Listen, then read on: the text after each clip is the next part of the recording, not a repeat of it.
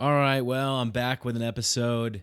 Not so much by popular demand, but maybe like a little demand. Maybe, some people have asked me, what's going on, Mike? Like, where's your take on this whole pandemic coronavirus thing? Well, who the fuck am I to be talking about this?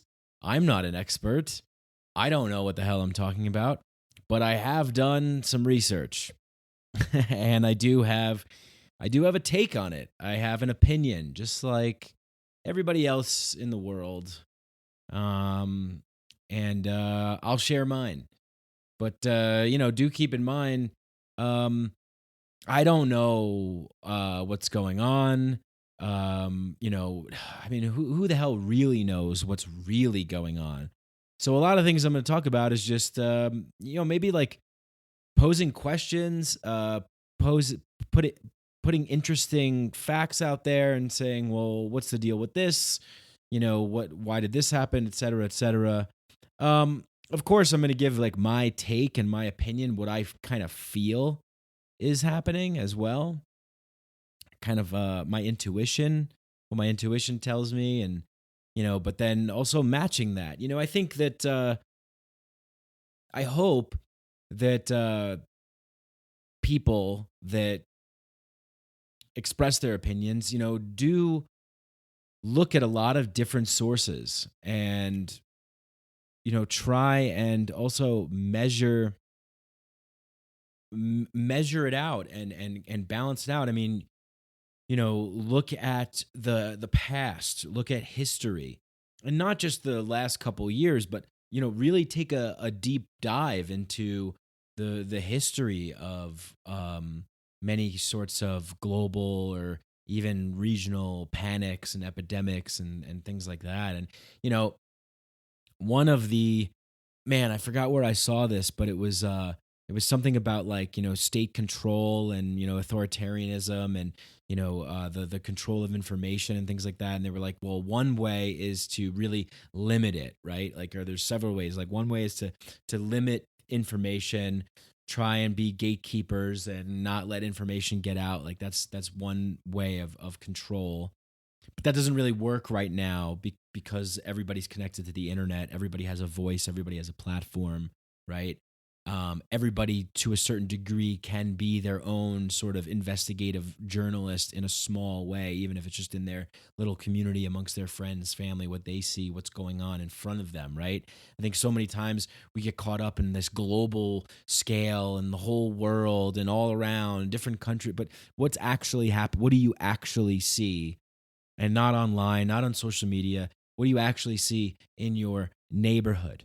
Among your neighbors, at the supermarket, in your local community, what are you seeing? What are you feeling? What's the feeling that you're getting? What's the energy being emitted from the people? What are people saying and thinking? Are they, are you seeing people collapsing in the street? These sorts of things. Anyway, so then the other way of controlling information is manipulating the information, right? Like 1984, the Ministry of Truth and twisting and distorting the news and omitting certain things and basically just manufacturing the news and manufacturing information and creating large scale propaganda and very dystopian 1984 style, right? Where I forget all the ministries. It's like the Ministry of Truth, the Ministry of Love. And every ministry is the opposite of what it's actually supposed to be. And then the other way is that you have so much information that it just gets blasted out into the ether continuously, nonstop, minute after minute after minute. So things just get drowned out in this sea of confusing overabundance of noise. And so we're kind of in that realm, mixed in also with like that 1984 propaganda, altering truth realm as well, right? It's like, the cat's out of the bag. People are connected with the internet. Like we're able to not rely on gatekeepers so much, but the gatekeepers want us to rely on them, and that's where the nonstop pumping out of fear and panic comes in to play, because that keeps, the animals scared, going back into their cages for protection. So it's a scary world out there. At least over here, I get a little bit of, some grain, and it's, it's small confined quarters, but the big scary world is out there. So you know so it's when this coronavirus thing first took off. My first reaction was, oh, here we go again, some stupid fucking thing that's, less and less people are buying into the news media. It's mainly, news media is mainly just propaganda, the propaganda arm of the military, industrial, pharmaceutical, educational, intelligentsia, manufacturing, think tank, military complex thing. You get what I'm saying? The elite oligarch, crony capitalists. It's their mouthpiece, It's their mouthpiece, and who's really tuning in to this? I mean, maybe some people have it on in the background. Maybe it's on in some offices. Whatever, you go into some coffee shops or something, it's on there. You go to the airports, they're playing it. It's but really, like the people that are really buying in are people that are old and scared, and who have been used to growing up in a world where they turned on the television for news. They turned on the television for Walter Cronkite, to tell them everything's going to be okay or whatever. They grew up with 10 stations, and this is the conditioned behavior, is to go to the television, to the professional person sitting in the desk with the chair, with the no accent tone, voice, and the suit, saying, "Hi, welcome to the news. Today, massive panic out of Wuhan, China. Coronavirus. Be afraid. Be scared." This is a all part of the plan, as the Joker would say, right? It's like this is a part of the machine that makes that keeps the status quo, that keeps the people that are benefiting off of the way that things are in power. So when I first heard about this, I thought, oh, whatever. It seems like, it's just another story. It's the next story of the time. How long is this fear story going to play? Who was the architect of this fear story? It seems like they bring in the best writers and directors and producers to concoct the best creations of how we're going to spin this one, and what are we going to. And I'm not saying that coronavirus is not actually a real thing. I know I believe that it's actually a real virus, but the thing is that it's, who knows? Was it manufactured? Was it engineered? Was it really because someone ate a bat? You know what I mean? And I'll get to all this stuff in a little bit, because I looked at about 40 different sources, spanning the gamut from completely conservative, mainstream, to completely batshit crazy tinfoil hat, living in a bunker. So I went, the whole gamut to see what lines up, what makes sense. But where was I going? I forgot. When I first heard the coronavirus, right? So I thought, okay, yeah, this is just like all right, another fear story. They, because the media, the government, and the government cronies and the contractors and the whole elite industrial complex system. And I'm saying industrial complex system to represent sort of all the industries that benefit, all the industries that are in this top elite oligarchic crony capitalist top of the pyramid, right? They need a villain. They need a problem. The news media needs something to say that's controversial, that's fear, that's going to create fear, that's going to create panic. Why? Because people will be more motivated to act out of fear, out of panic, out of worry. The ratings will go up. Money for pharmaceutical advertising goes up. People are tuning in. They're being programmed by the programming.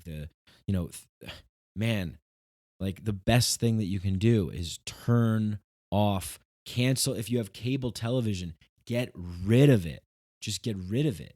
I mean, this is you want to talk about a virus. This is the biggest virus that we have infecting the minds of the population of humanity.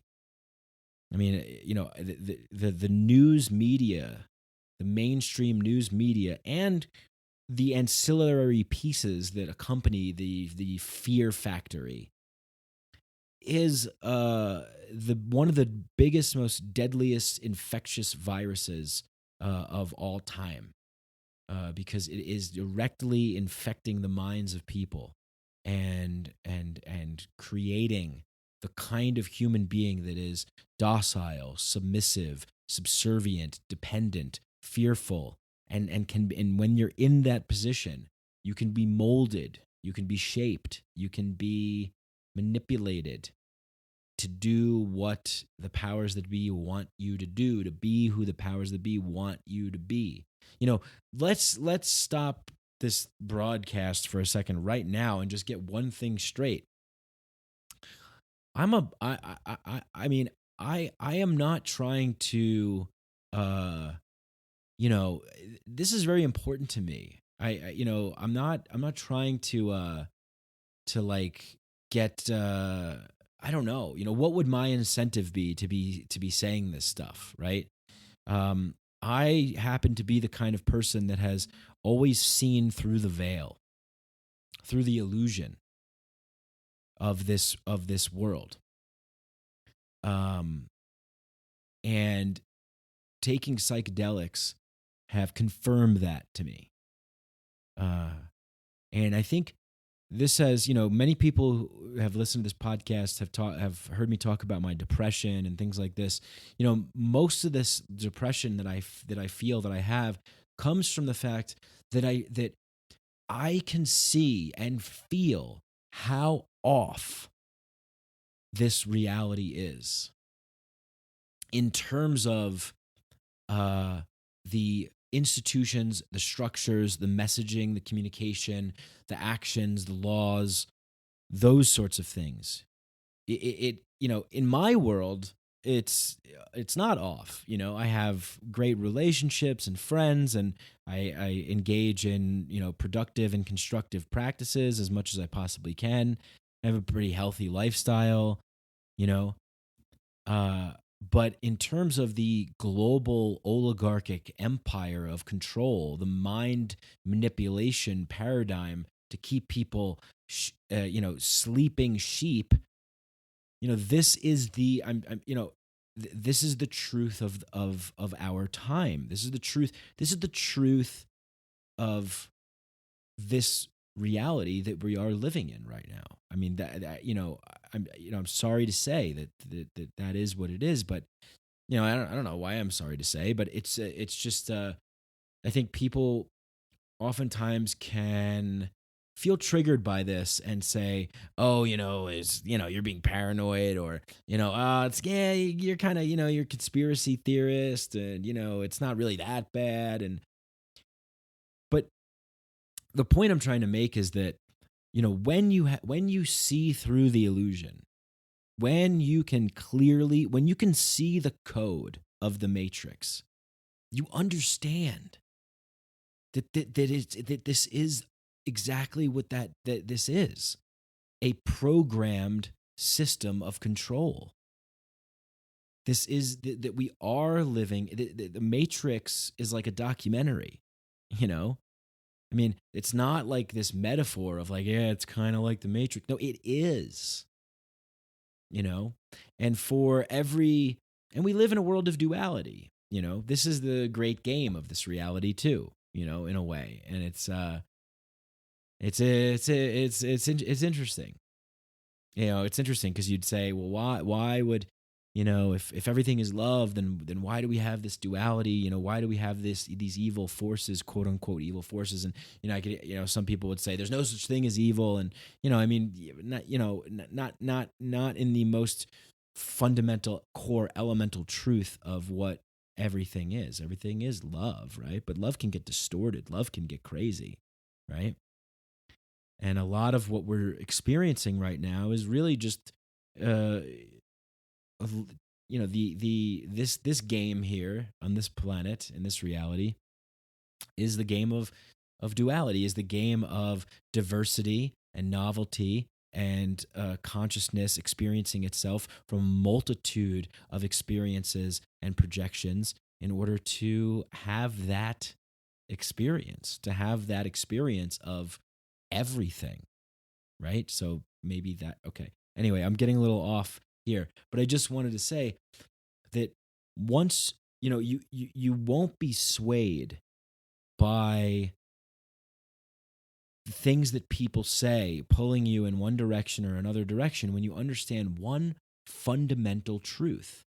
And that fundamental truth is that when you have large centralized systems that convince people that their authority is legitimate and that the people should bow and praise and give their allegiance to the authority figures in the name or in the guise of protection, safety, and security,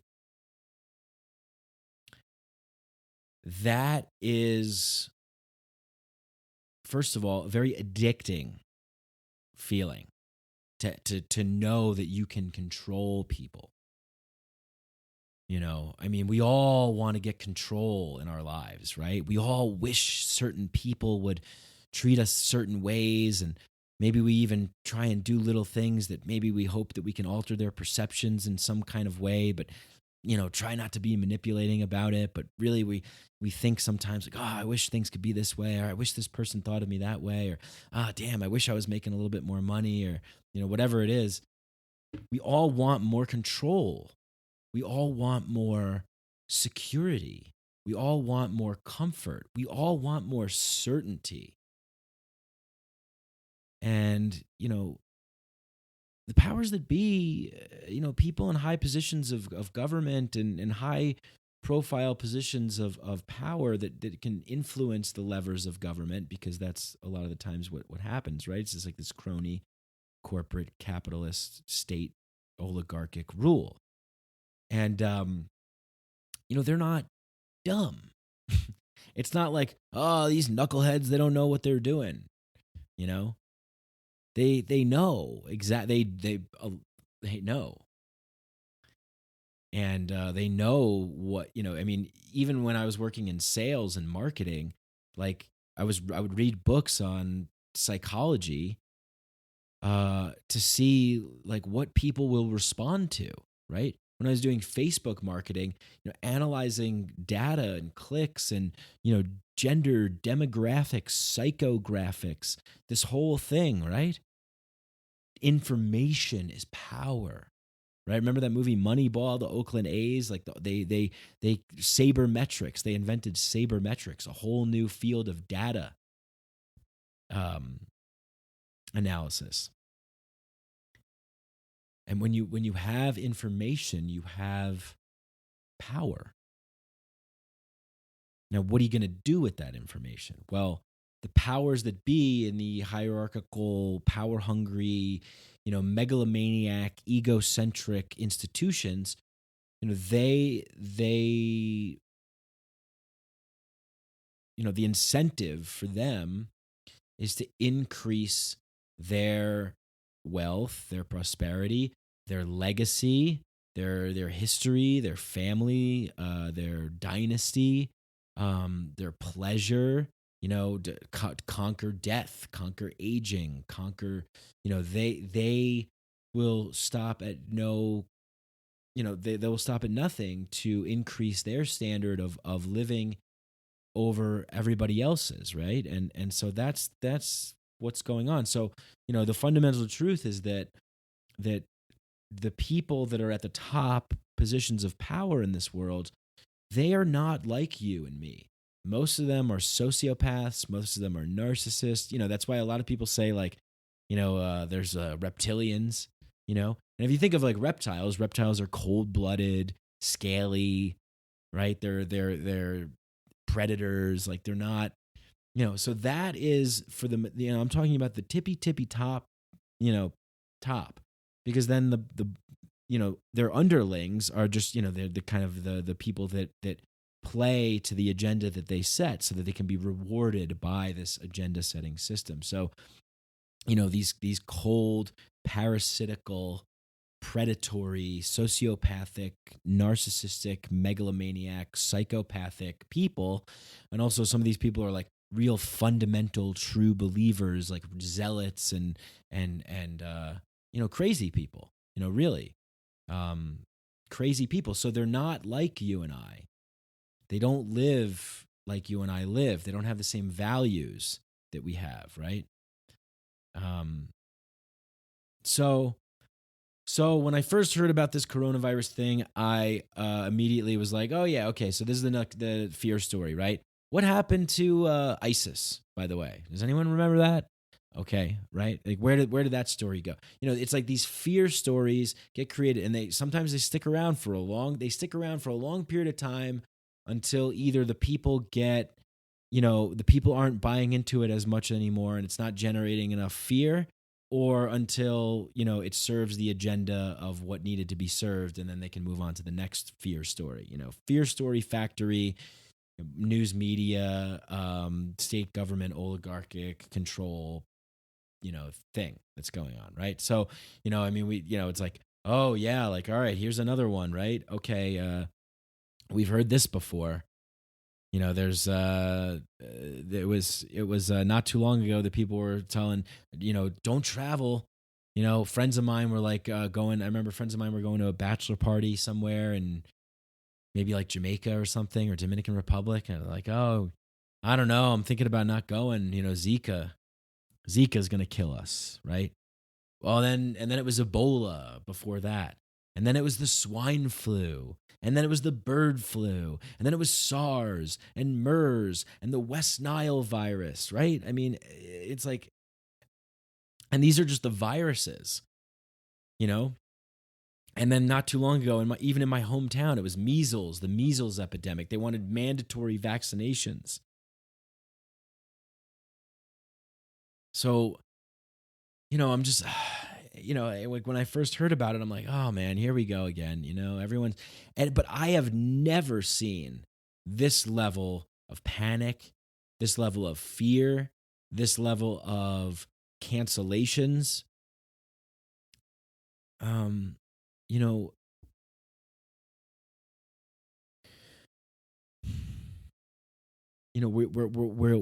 we are creating, this reality that is being thrust upon us, is being allowed to manifest through our collective projection of our consciousness.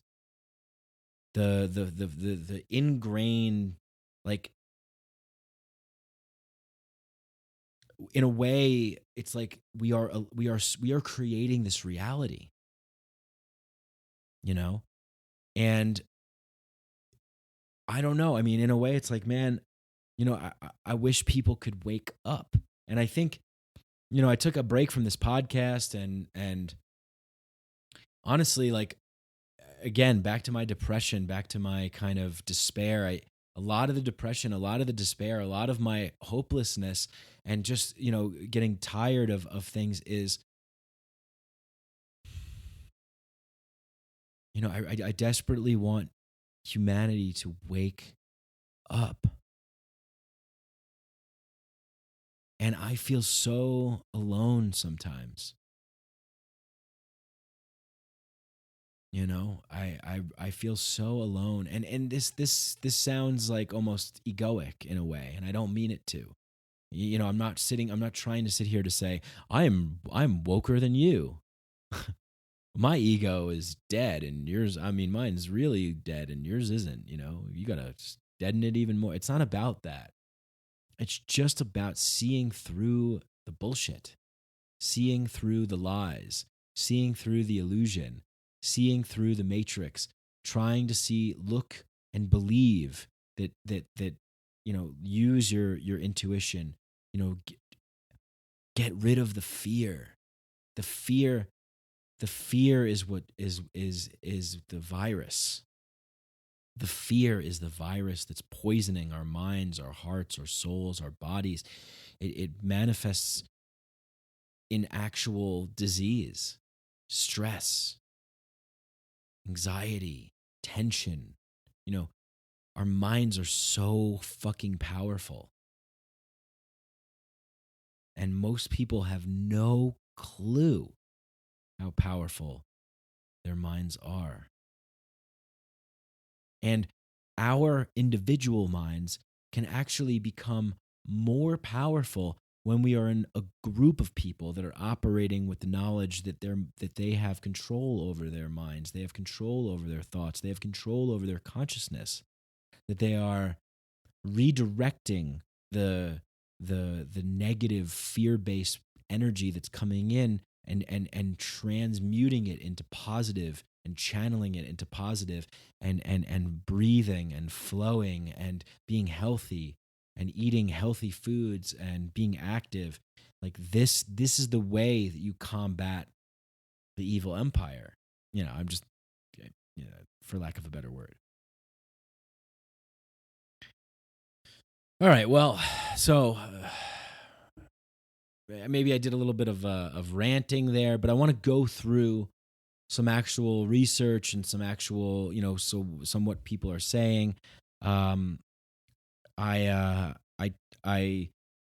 took a look at some things. I checked out some videos, some articles, some podcasts. I looked at sources. Some sources I'll list here is global health expert Alana Shaikh or Sheikh Shaikh. And she had a TED Talk about it, and I believe she wrote a book as well. Michael Osterholm, he was on the Joe Rogan show. He's an internationally recognized expert in infectious disease, etymology, author of The Deadliest Enemy. Listen to Sam Harris's show, Making Sense, with Nicholas Christakis about the social aspect of this. Dr. Amesh Adalja, Adalja, was also on Sam Harris's show. Listen to that. I saw some things that Tim Ferriss posted. Dr. Shiva Ayaduri. Listen to some things that he had to say. I listened to James Corbett. I listened to David Icke. I listened to I wanted to see what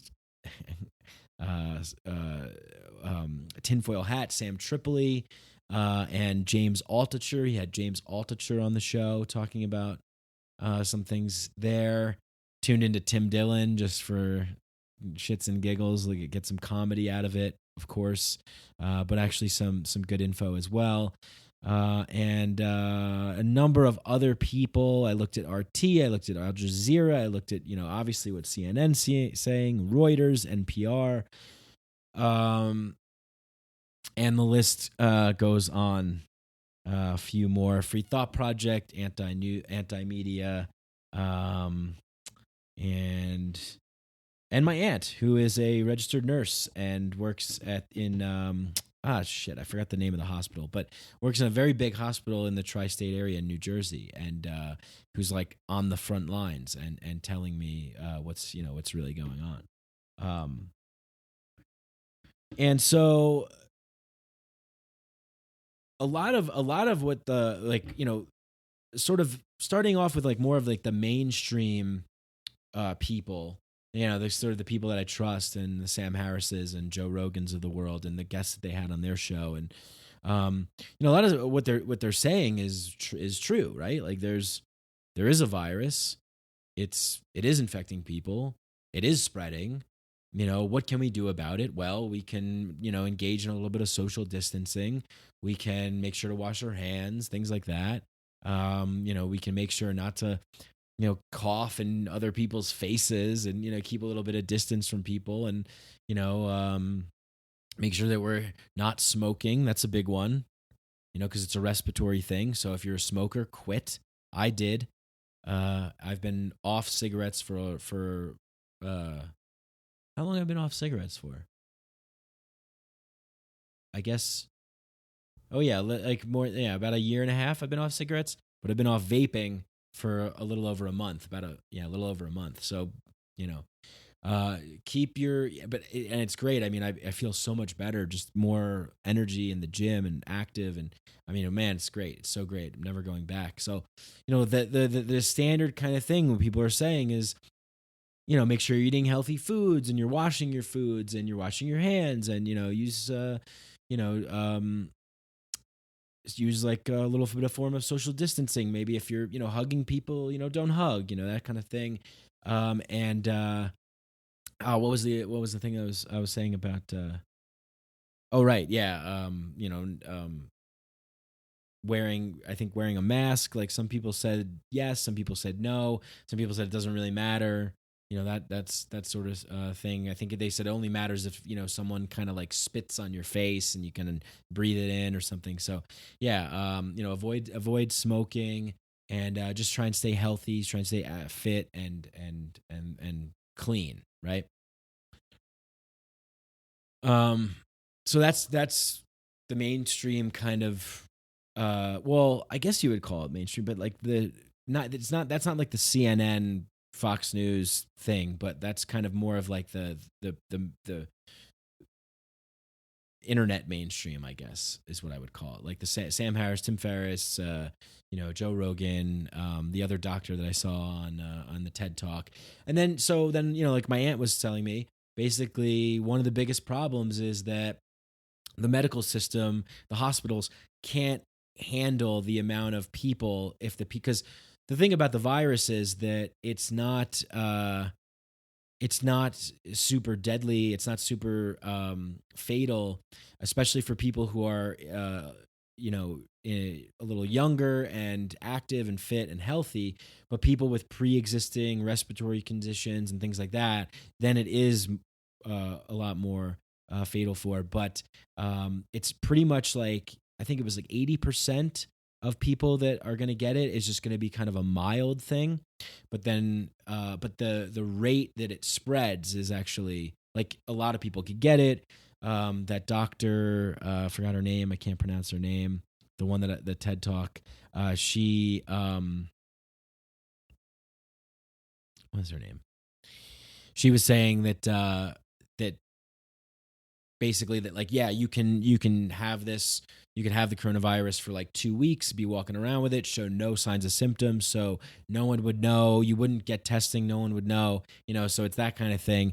And Nicholas Christakis and Sam Harris were talking about flattening the spread, right? Like that's the way I think some countries like Korea and South Korea and some other countries have done. They've flattened the curve of it spreading, from instituting kind of really strict policies and social distancing and things like that. Like Italy, I think, waited too long, and now they're in this big, crisis where a lot of people are going to the hospitals and they can't treat everybody because, hospitals have hospital workers that need to work because they're human beings just like us, and they're not running. They need time to sleep and eat, and they need to worry about their health too. So there's not enough medical professionals, and there's not enough there's not enough room in the hospitals.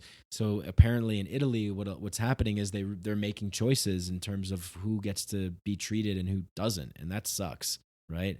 And most likely it's going to be older people with pre-existing conditions that are just too far gone, and they're like, okay, we gotta, so that really sucks. But those are the people that are most susceptible. So if you're young, you're healthy, you're fit, but I would say, definitely be aware. You don't want to, if you're carrying coronavirus, like, and you might not know it, don't be around people that might be susceptible to getting it, like who are going to be more prone to having a big effect on them, like, older people with these conditions. So Dr. Amesh said the coronavirus can live for 9 hours on surfaces. Masks do nothing, don't really do anything, but protecting you from people that maybe will like spit or call, have some kind of thing in your mouth. I think 6 feet away is what they say is good.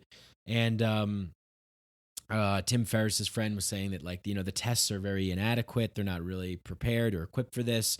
Dr. Amesh was also saying that, Dr. Alana, or the ex, I don't know if she's doctor, but Alana Shaikh was saying that, like our basic like medical system like isn't prepared for this kind of thing. And my aunt was telling me basically like, there's like 3 hospital beds for every 1,000 people. So really what we want to do is we want to try and flatten the curve, really make sure that, we all do our kind of social duty and our part, not to spread it so that there isn't this influx of people that need to go to the hospital and then we can't handle it and, all that kind of stuff. So all this stuff is, I'm not, like this is what's going on. And I believe this. I believe this is what's going on. Like all these sources, I believe them, and I believe they're credible sources, and I understand that this is a thing that's actually happening. Now, the interesting thing is, as Rahm Emanuel said in the Rahm Emanuel, the chief of staff for President Obama, when it was the height of the 2008 financial crisis, right? He was like, you never want a serious crisis to go to waste. And where does that come from? That's a lot of leaders and people in positions of power know that, never let a good crisis go to waste.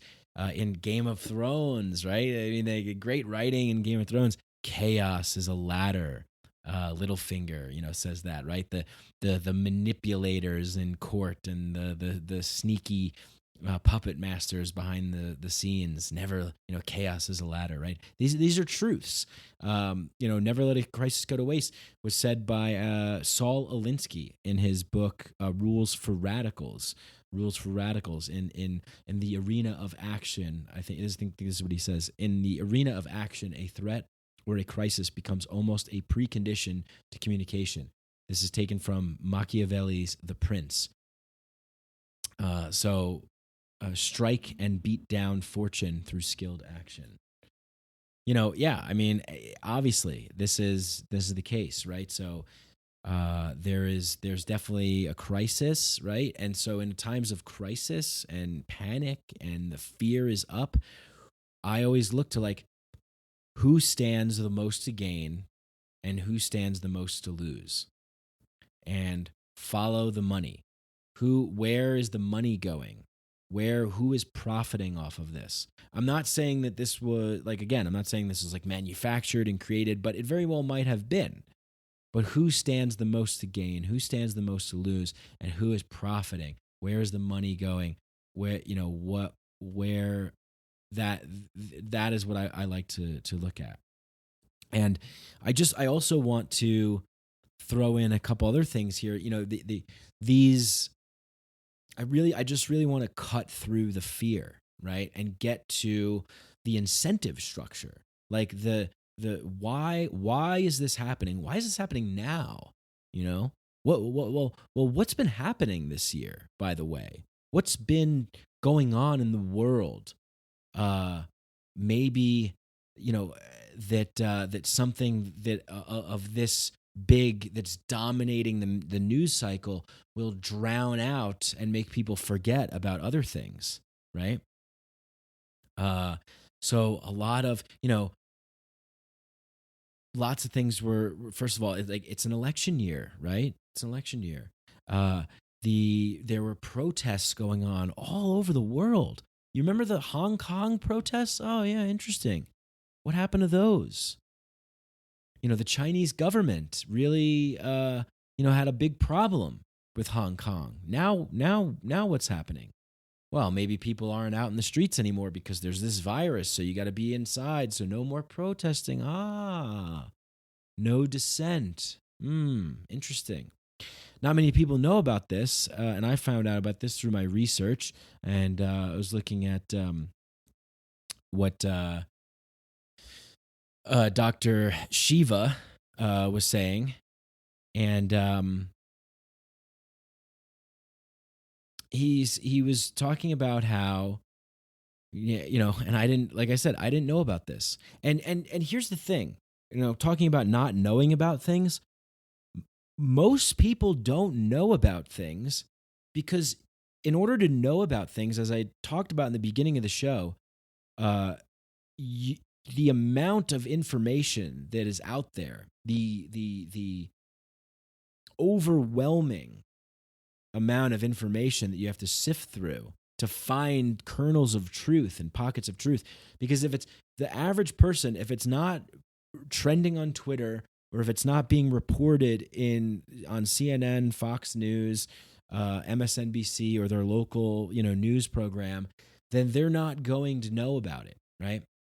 So and even me, who does like some digging and finding things out, you have to really want to know, and you have to know what to search for and what to look for. And yeah, some alternative news sites are providing some good information, some aren't. The problem with a lot of alternative news sites too is that they need to stay in business, so maybe they have clickbaity kind of titles, or they're advertising unsavory advertisers, but that's sort of what they have to do to try and stay in the game and stay afoot. So it could be a little sometimes not appealing to go and say, okay, maybe there's like 70% truth here in this alternative news site, but I tell you what, it's a lot better than the truth that you're the lack of truth that you're getting.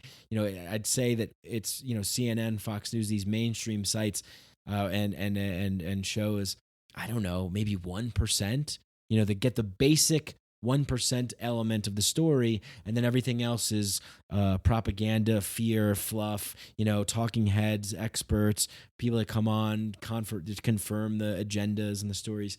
But anyway, Dr. Shiva, by the way, who is it's Dr. Shiva Duwari. I'm sorry, I haven't heard his name, so I don't know how it's pronounced. But that's how it's pronounced. He's an Indian-born American scientist, engineer, and entrepreneur.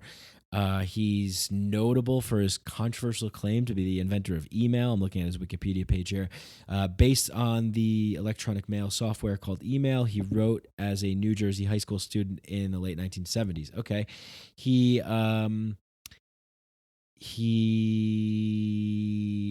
gained recognition for two reports, the first questioning the working conditions of India's largest scientific agency, the second questioning the safety of genetically modified soybeans. He holds 4 degrees from MIT, including a PhD in biological engineering, and is a Fulbright grant recipient.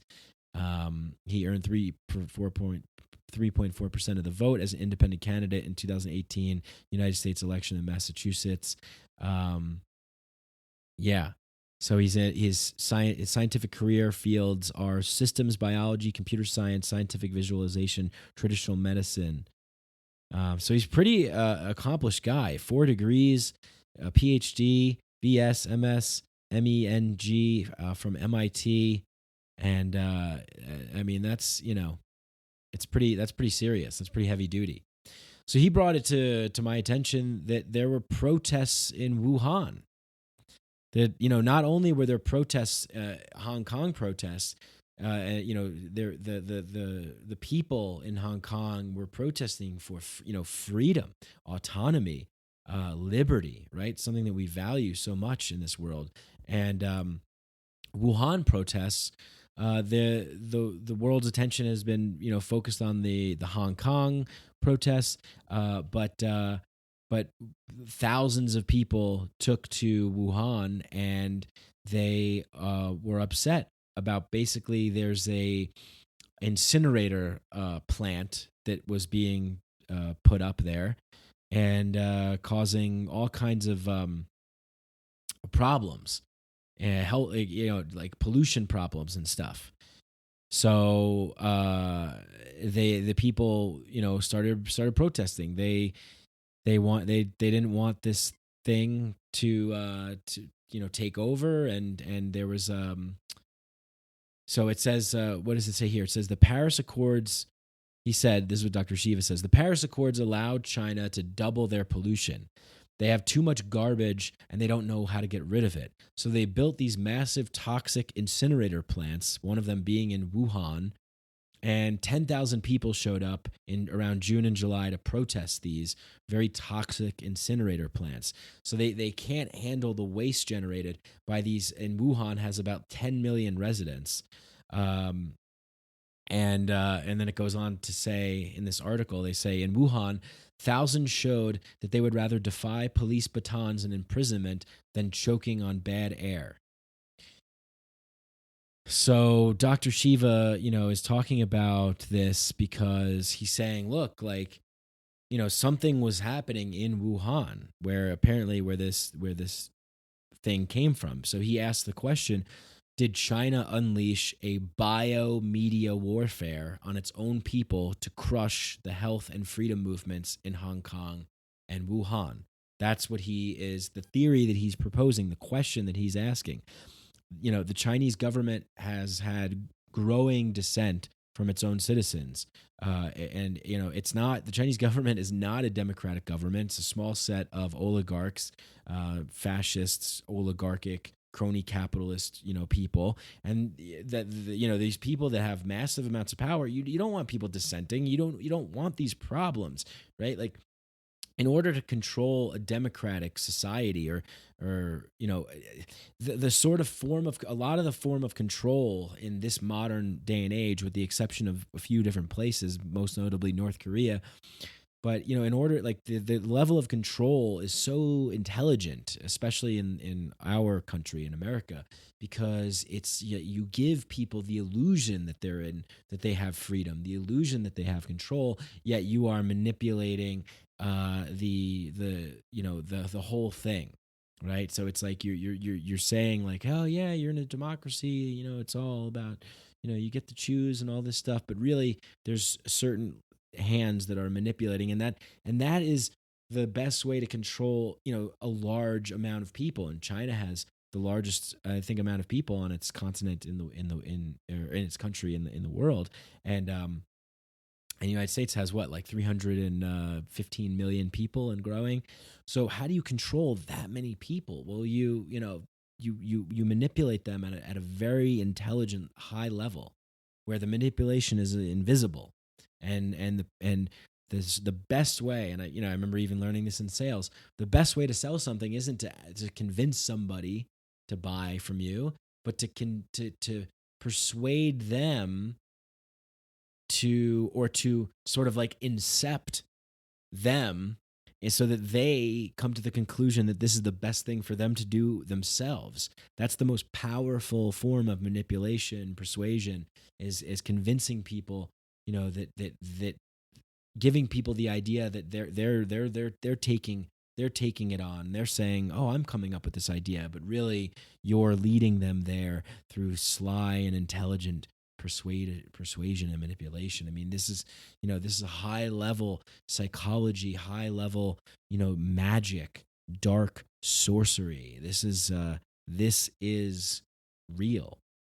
So they can't handle the waste that's generated by these 10 million residents. So these people are protesting in Wuhan, so this doctor is asking, did the Chinese government release this and he calls it a bio-media warfare, because he says basically that it's a bio-media warfare because what you do is you use, like, the biological weapon, so to speak, the coronavirus, combined with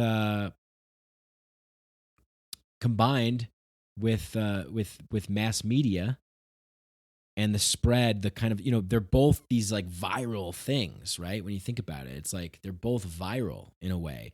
They both spread, they both infect. So the biological media warfare, this is a perfect opportunity for an autocratic fascist state to use this kind of warfare on its own people. And this is not the other fundamental truth that has to be understood is that again, I'll say and I'll stress, these people who are in these positions of power and control, they are not like us. They have no problem having conversations like, well, yeah, I guess, maybe in order to squash dissent, we could probably take out about 2,000 people. Let's try and keep it to 2,000. We don't want to take out too many people. Hopefully, it won't spread too much, but yeah, I mean, like the way that they don't care about human life, and if you look back at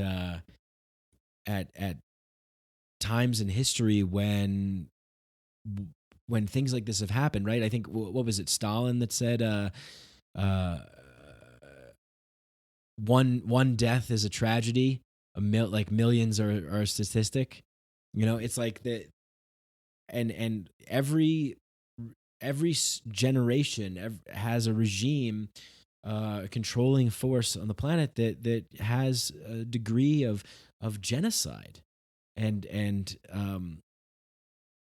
terror that they rain down upon the people. The biggest threat to our health, safety, and freedom, and mental health, and our spiritual liberation is our own government, our own the people that we hallucinate into positions of power, thinking, because the average person cannot conceive of the level of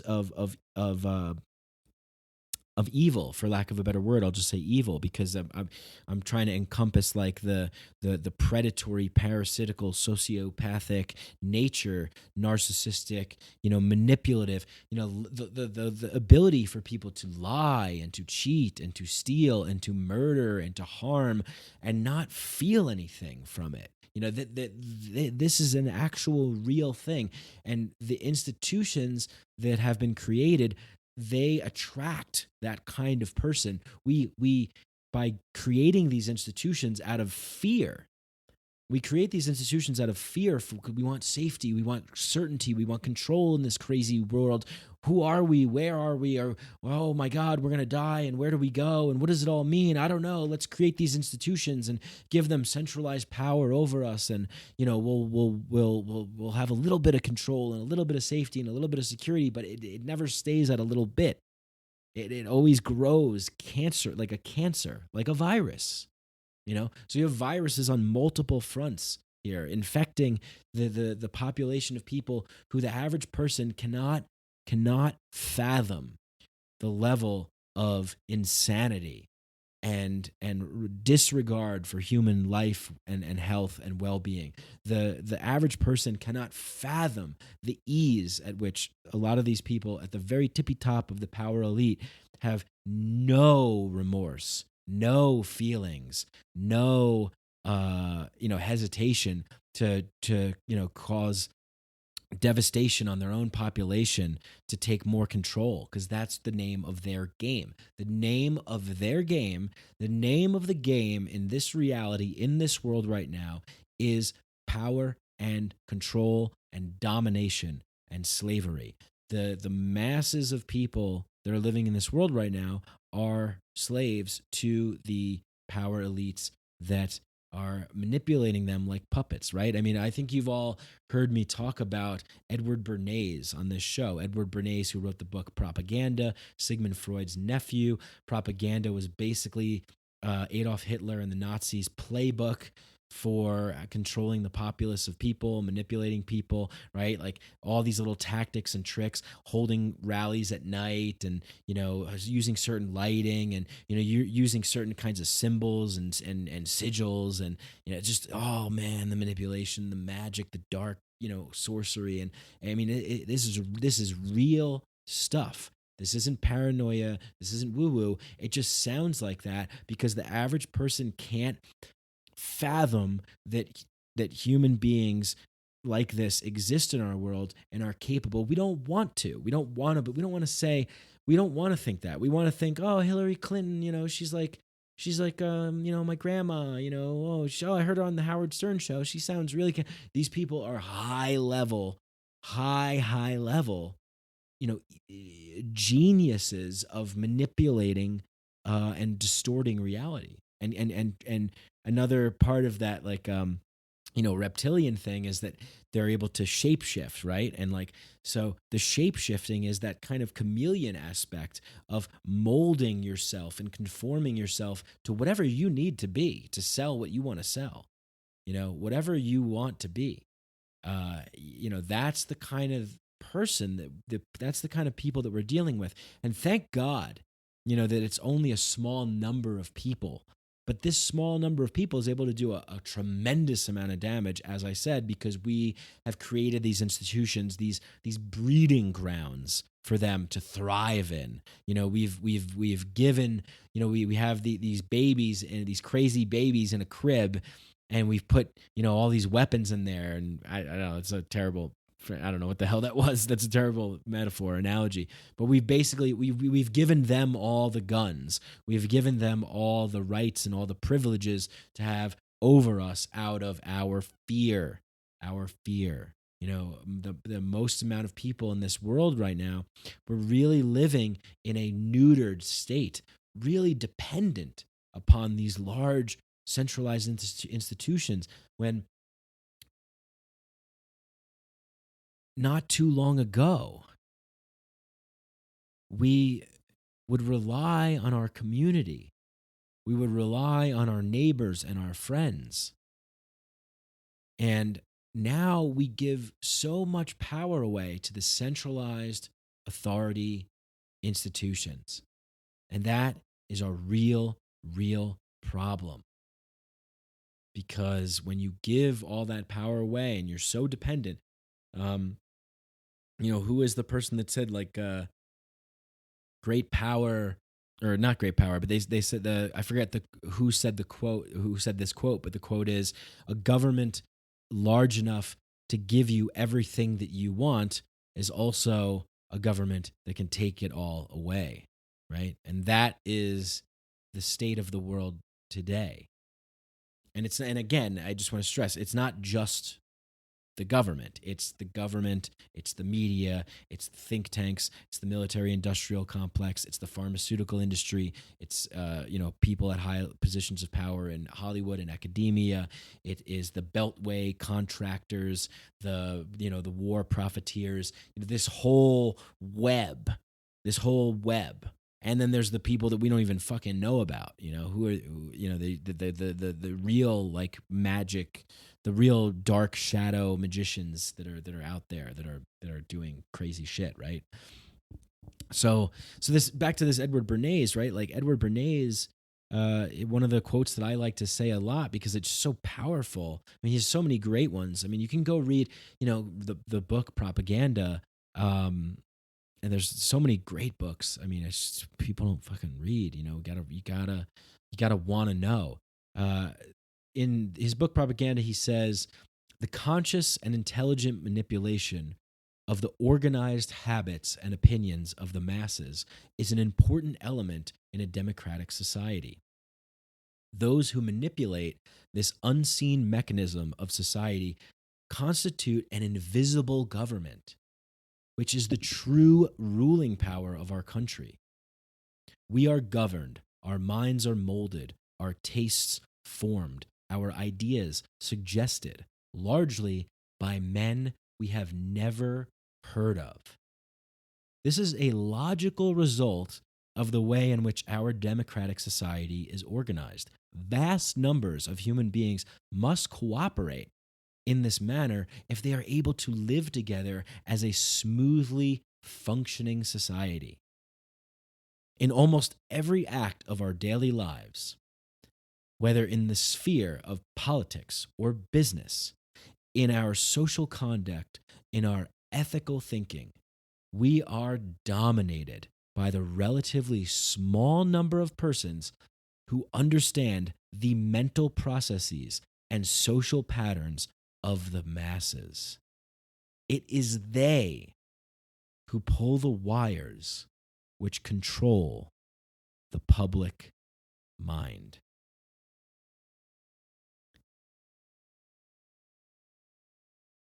And, this book was written by Edward Bernays in, what was it, 1933?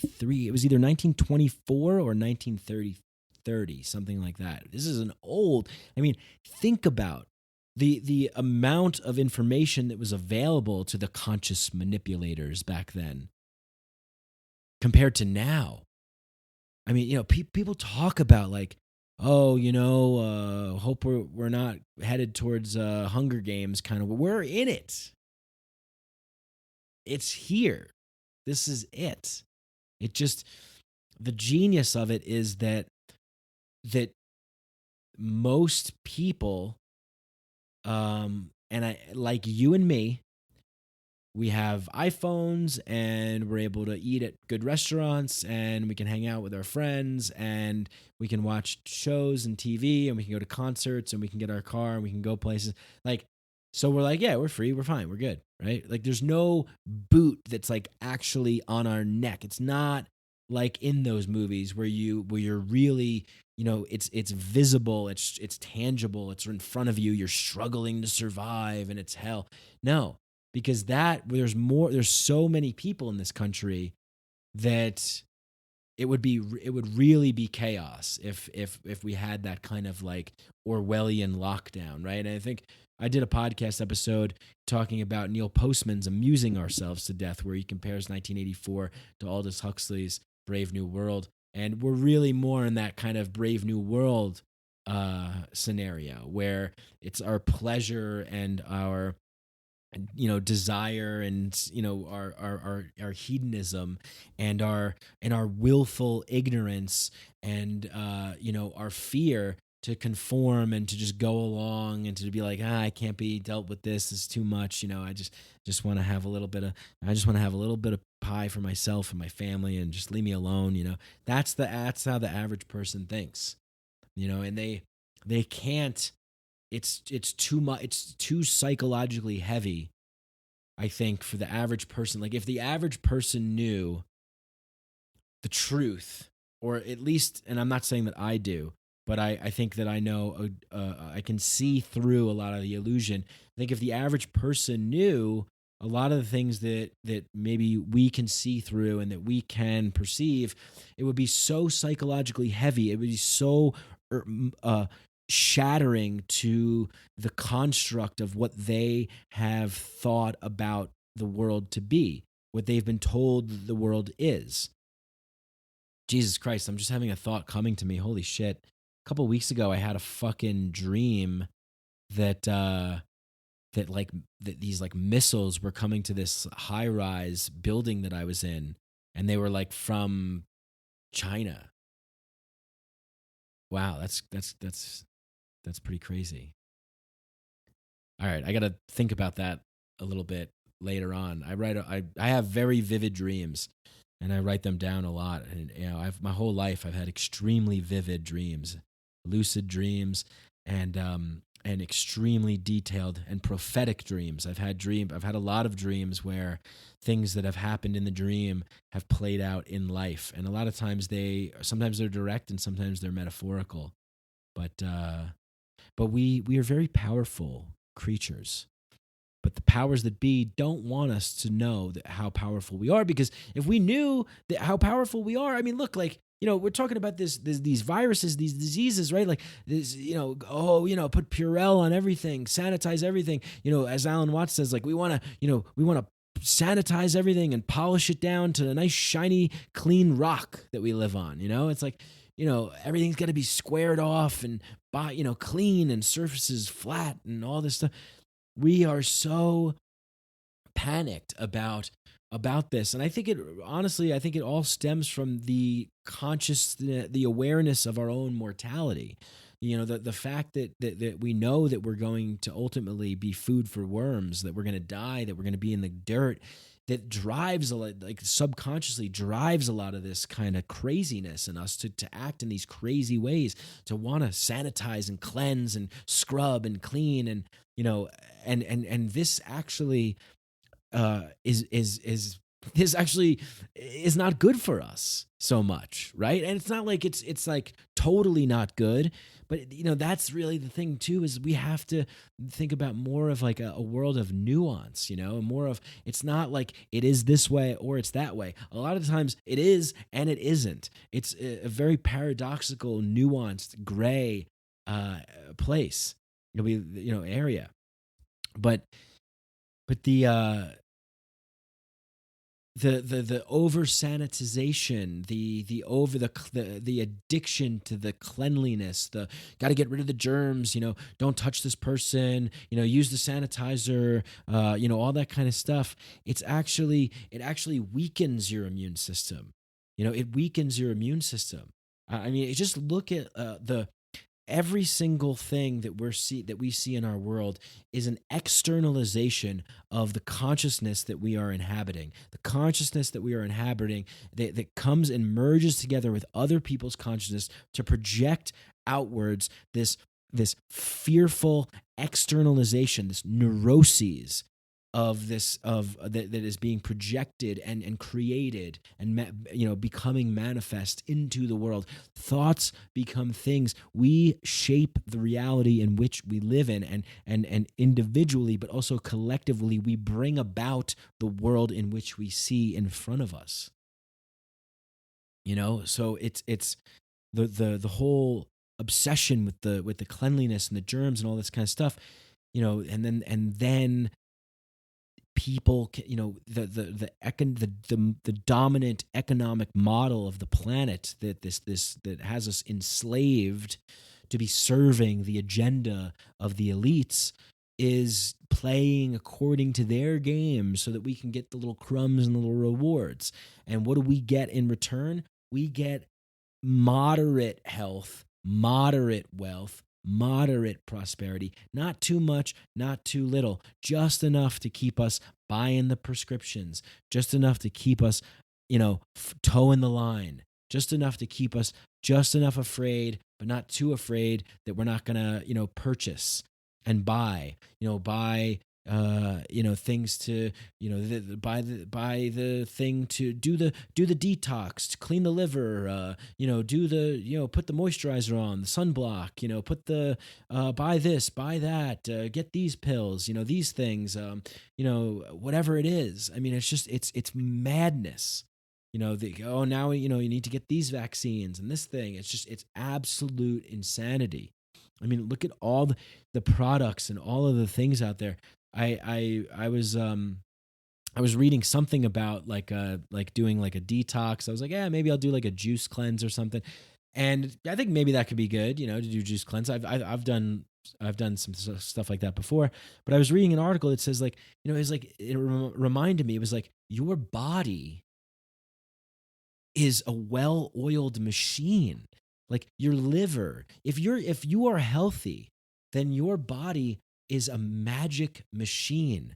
Your liver, your kidneys, your lungs, your skin, your cells, your eyes. I was reading something about like it was like exfoliating or something. It was like your skin naturally does these things. Your liver naturally detoxifies. If you're putting the right things in your body and you're maintaining a fair balanced diet and healthy lifestyle and living, that your body already naturally, even like with taking too many showers, right? And you're shampooing your hair too much, you're drying out your hair, you're getting rid of the natural oils that your scalp produces to condition your hair. I've read a lot of articles about like, maybe you don't need to shampoo and condition as often. Some people say like once a week or once every 2 weeks or once a month. And I've read things where people say, I don't even do it anymore, because the way that our bodies are designed, we are immaculate machines that handle everything. We eat food. Our bodies know where to put the nutrients, where to put the waste, what cells need to be repaired and regenerated. Like we are very, very well put together.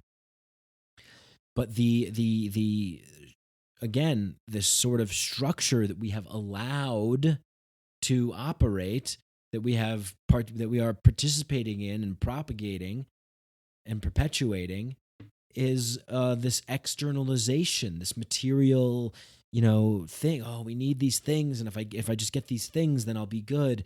More things, more things, more things, more things, more things, more things, more things, more things, more things.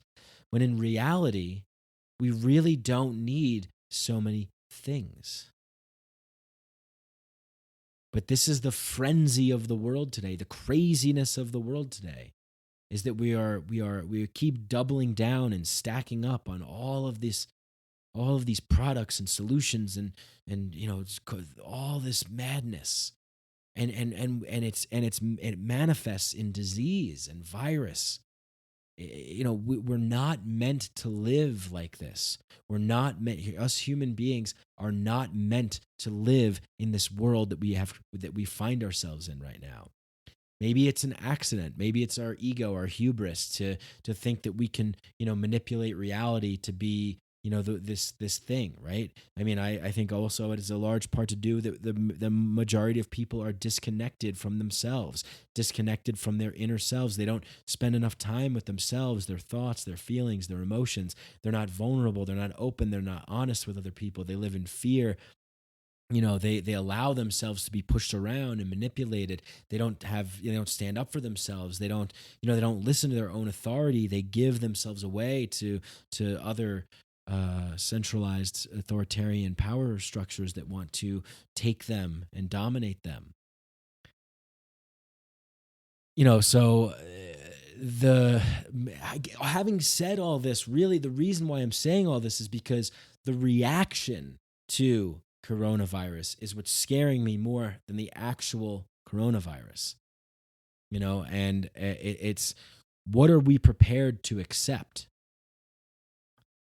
One of my favorite quotes of all time, Thomas Jefferson: timid men and women, timid people prefer the calm of despotism to the tempestuous sea of liberty. Liberty is it can be rocky. It can be unknown. There's an uncertainty. There isn't a safety net, a blanket to say everything's going to be okay. But there's a raw freedom. There's real, true liberation of the human spirit. You feel alive when you're set free out of your cage, out of your prison. No limitations. Come into your own power. Stand in your integrity. Breathe. Feel your power. Take control of your thoughts. That is worth more than anything in the world, to have that freedom, to have that liberty. But when we're fearful, we will prefer the calm. Everything's going to be okay. Just go with the flow. Just stay in your homes. Okay, don't touch anybody. Despotic rule, tyranny. Why? Control. Why? Power. Why? Resources. Why? Money. Why? Domination. Superiority. Legacy. Immortality. The people that are at the very top of the power elite structure of this world, they want to be gods. In a lot of the ways, they are playing gods. They want to be immortal. They want to have power and control over everybody. That if you don't think that that's what this whole entire thing is about, then I don't know what to tell you. You have to understand human nature, psychology, the human psyche, the soul, the spirit, and how this reality works, how energy works. This is what is happening. We are in a matrix. And some people can see the code, most people can't. And I think it's up to the people that can see the code to try and talk the truth. But again, talking the truth can be very jarring to people, and they get triggered by it, and they'll hear something like this podcast, and they'll say, "This is fucking nuts. I can't listen to this. Tell me give me the facts. Just give me the facts. All right, so there's a coronavirus. All right, yeah. It's not about all this other stuff. It's about it's about the damn virus, let's take care of that." I mean, the funny thing is that it's actually not. It's about the surrounding. It's about the actions that are being taken by the governments, by the World Health Organization, the CDC, like all of these places. What do they want? More money, more funds. Trump just declared that there was a state of emergency. Well, that released $50 billion in emergency funding to FEMA, right? These people, and you think all that money is going to go to handling the thing? Come on. Like you think remember the bank bailouts? Like these people don't give a fuck about average people like you and me. They don't care. They do not care about us. We are pawns in their game. We are their livestock. That is what's going on. That is what's happening. That is the situation. And the more fear that we emit out of our being, the more the more they eat it up. It sustains them. It gives them. It makes them grow. You give them the power. I'll tell you a story. I was really, when I was a young child, I was deathly afraid of Freddy Krueger. I was in second grade, and I went to a birthday party at my friend Dan Ritter's house, and he was kind of the cool kid in second grade, and they had Freddy Krueger on, and it was terrifying to me. I'd never seen anything like that, and my parents got kind of upset. They were like, "Why would you show this movie to second graders? 7-year-old kid."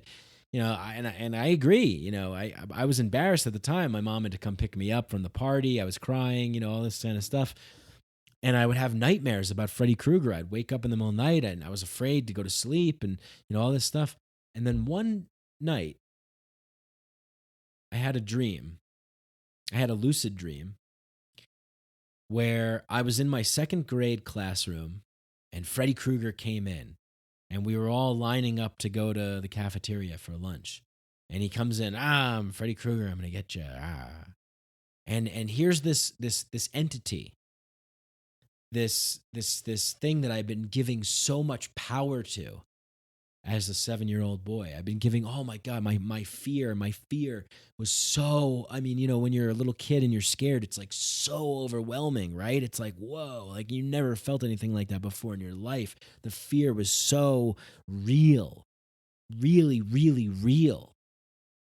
Think back to when you were a kid, like how, when you were afraid of something, how fucking real that felt. And I had this lucid dream, and he comes in my classroom as we're lining up to go to the cafeteria, and I'm going to get you.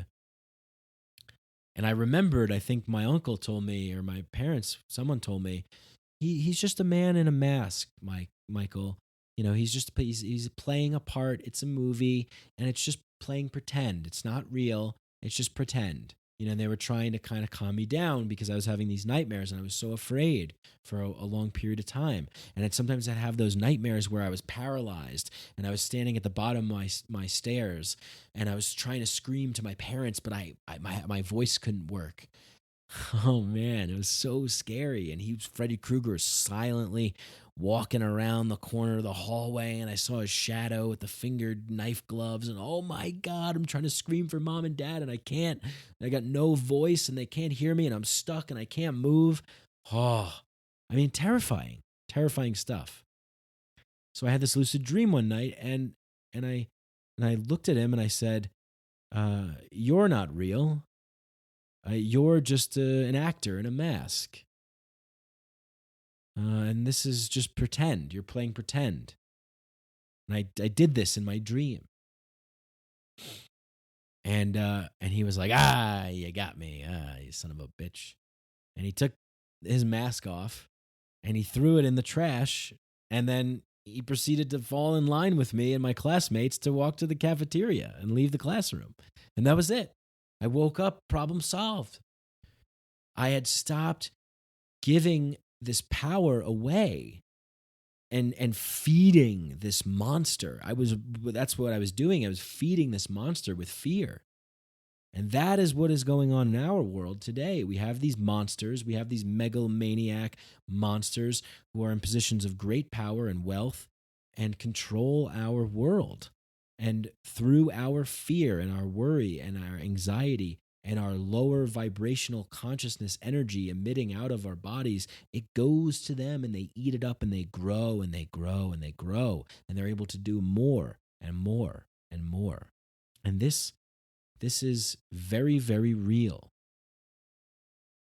you know? And, we don't see this kind of thing on a day-to-day basis. You wake up in the morning, maybe you get in your car or the subway, you go to work, you see some friends, you talk about, some shows that you're watching, maybe you read a good book or you went on a date and you want to tell someone about that. And then, you're like, oh, cool. I'm excited to try that new Cuban place for lunch today. And, then you do that. And maybe, hear about some stuff when you go on Twitter, you see some pictures of people traveling around the world on Instagram, Gary V's yelling at you to hustle and create a business. Then you go to the gym and, you get a good workout in. Maybe you see some people there. You talk about, working out and sports and whatever. Oh, yeah, the Patriots. Where's Tom Brady going to go? Blah, I don't know. Blah, that's crazy, right? And maybe you call your family. Hey, mom, dad, how you guys doing? Oh, doing good. Same old, right? Oh, you go to your building. Maybe if you have a doorman or you don't or whatever, you just see some people. Hey, how's it going? Another day, another dollar. You know how it is, huh? Blah, blah, blah, blah. And you go home and maybe you have a significant other and your partner and you talk with them and you hang out. Oh, what do you want to do? Oh, let's make some food, or oh, let's get some Thai or whatever. And oh, okay, cool, yeah. And like, hey, let's watch that movie, or like let's listen to a podcast, or like let's finish that documentary. And then you go and then maybe you make love and you go to bed. Oh, this weekend we're going to a concert. Like we don't. That's the beauty of the system of control that we live in. Like, this reality that we're living in is not so bad. That's not bad. It's not so bad, but it could be so much better if we didn't have this element of control looming over us. If we were able to actually fully tap into our true power and unleash our true, love, light, spirit, energy into the world, to unleash and unlock our true powers of consciousness, our true powers of healing, that we could be living in a far healthier and more pleasant world. But we need to decondition ourselves, and it's not easy to decondition, right? Going back to the Matrix analogy, like, when Neo wakes up in the Matrix after taking the red pill, he spins out of control and he pukes. His eyes hurt. Why? Because he's never used them before. Like, this is a great metaphor for what it means to actually wake up, to have an actual waking up or an enlightenment process. It is not a pleasant and easy process. It's not like, oh, I see the truth. Oh, wonderful. No, it's a very destructive, chaotic process that shatters the entire everything that you've ever known and been told and believe. It's like a DMT trip or whatever. Like, your entire reality is gone. Everything that you knew is gone. And what is in its place? All this seemingly at first terrifying information, a lot of stuff that I'm talking about, these vampirical, parasitical, predatory, power elites that are driving fear and madness and panic in our world to increase global control. Right? Like, a lot of people are saying, like, what is happening right now, with this pandemic. I mean, it's the perfect scapegoat for more security, more control. A lot of people have been talking about for a long time global hegemony, the global economic collapse, and the introduction of a one world currency, right? A lot of people have been talking about that for a very long time. These agendas or these so-called plans, put in place by a lot of these think tank groups, the Bilderberg Commission, the Bilderberg Group, Trilateral Commission, the Council on Foreign Relations, the list goes on and on and on and on about these powerful people, right? Setting up human control systems. I mean, that's what this whole thing is about. These people, these powerful people meet and they decide, how are we going to control this population of people? Hey, maybe we'll kill some of them, Hey, maybe we'll strike fear into their hearts and that'll, like the Patriot Act was just waiting to go. And what do? They pushed it through without even fucking reading it. But it was ready and waiting, right? I mean, there's I wouldn't be surprised if there was already a vaccine to coronavirus. And a lot of, like the plot of Mission Impossible 2. They create the epidemic, the pandemic, because they're the ones that have the solution. And there you go, get the vaccine, you got to buy it. Maybe it'll be mandatory vaccinations. Maybe it'll be mandatory RFID chips and global. I don't know. But all I know is that this is a boiling frog. This is what they do. They boil the frog. You can't just crank the heat up to 11. You have to slowly and incrementally, implement things over time, right? Like I was talking about before with all these Zika and Ebola and all this kind of stuff. We've been conditioned to accept this kind of thing as the new normal. What is normal? Normal is only something that you like people that were born. If you took somebody from like 1900 and popped them into our world now, their head would explode. They'd be like, my God, like what have, if you took the founders of this country and told them like where we are now, they would be appalled. But incrementally over time, as things get introduced and people get conditioned to accept things as being the new normal, then what else would you know? What other kind of world would you know if not, you only know the world in which that you've been raised in, and that's your bar for what is acceptable and normal, right? If you and I were all born into a Hunger Games kind of world, where we have this tournament where we have to fight to the death, well, that would just be normal to us. It wouldn't be shocking. It wouldn't be like, oh my God, it'd be shocking if all of a sudden tomorrow President Trump was like, we're going to have a Hunger Games, okay? Tremendous games. We're going to have people fighting to the death, okay? It's going to be wild, crazy, great. That would be shocking. People would resist. People would rise up and revolt. But if you slowly build it up over time, a little bit here, a little bit there, you slowly condition, you slowly turn the heat up on that boiling frog, then, before you know it, frog's boiled. It doesn't even realize it. It's dead. It doesn't even realize it. So, the level of conditioning, since like these other diseases, these other viruses that have come out. I was watching James Corbett of the Corbett Report, who was talking about the swine flu.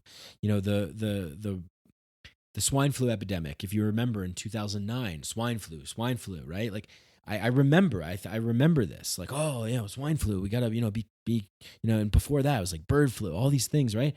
The precedent has been set. This was a major pandemic, quote unquote, non-event. This was a major hype. But as James Corbett was saying, that these kinds of events help move the ball down the football field for medical martial law. The things have been laid out to get us here. The implementation of the Model State Health Medical Emergency Preparedness Act activated this public health emergency in 2009 when the swine flu happens, and this is what James Corbett reported at the time, that the activation of a public health emergency the acknowledge the them acknowledging it, or them citing it as a public health emergency by the World Health Organization, all of a sudden activated billions of dollars in automatic contracts for pharmaceutical companies. And a lot of these people are board members.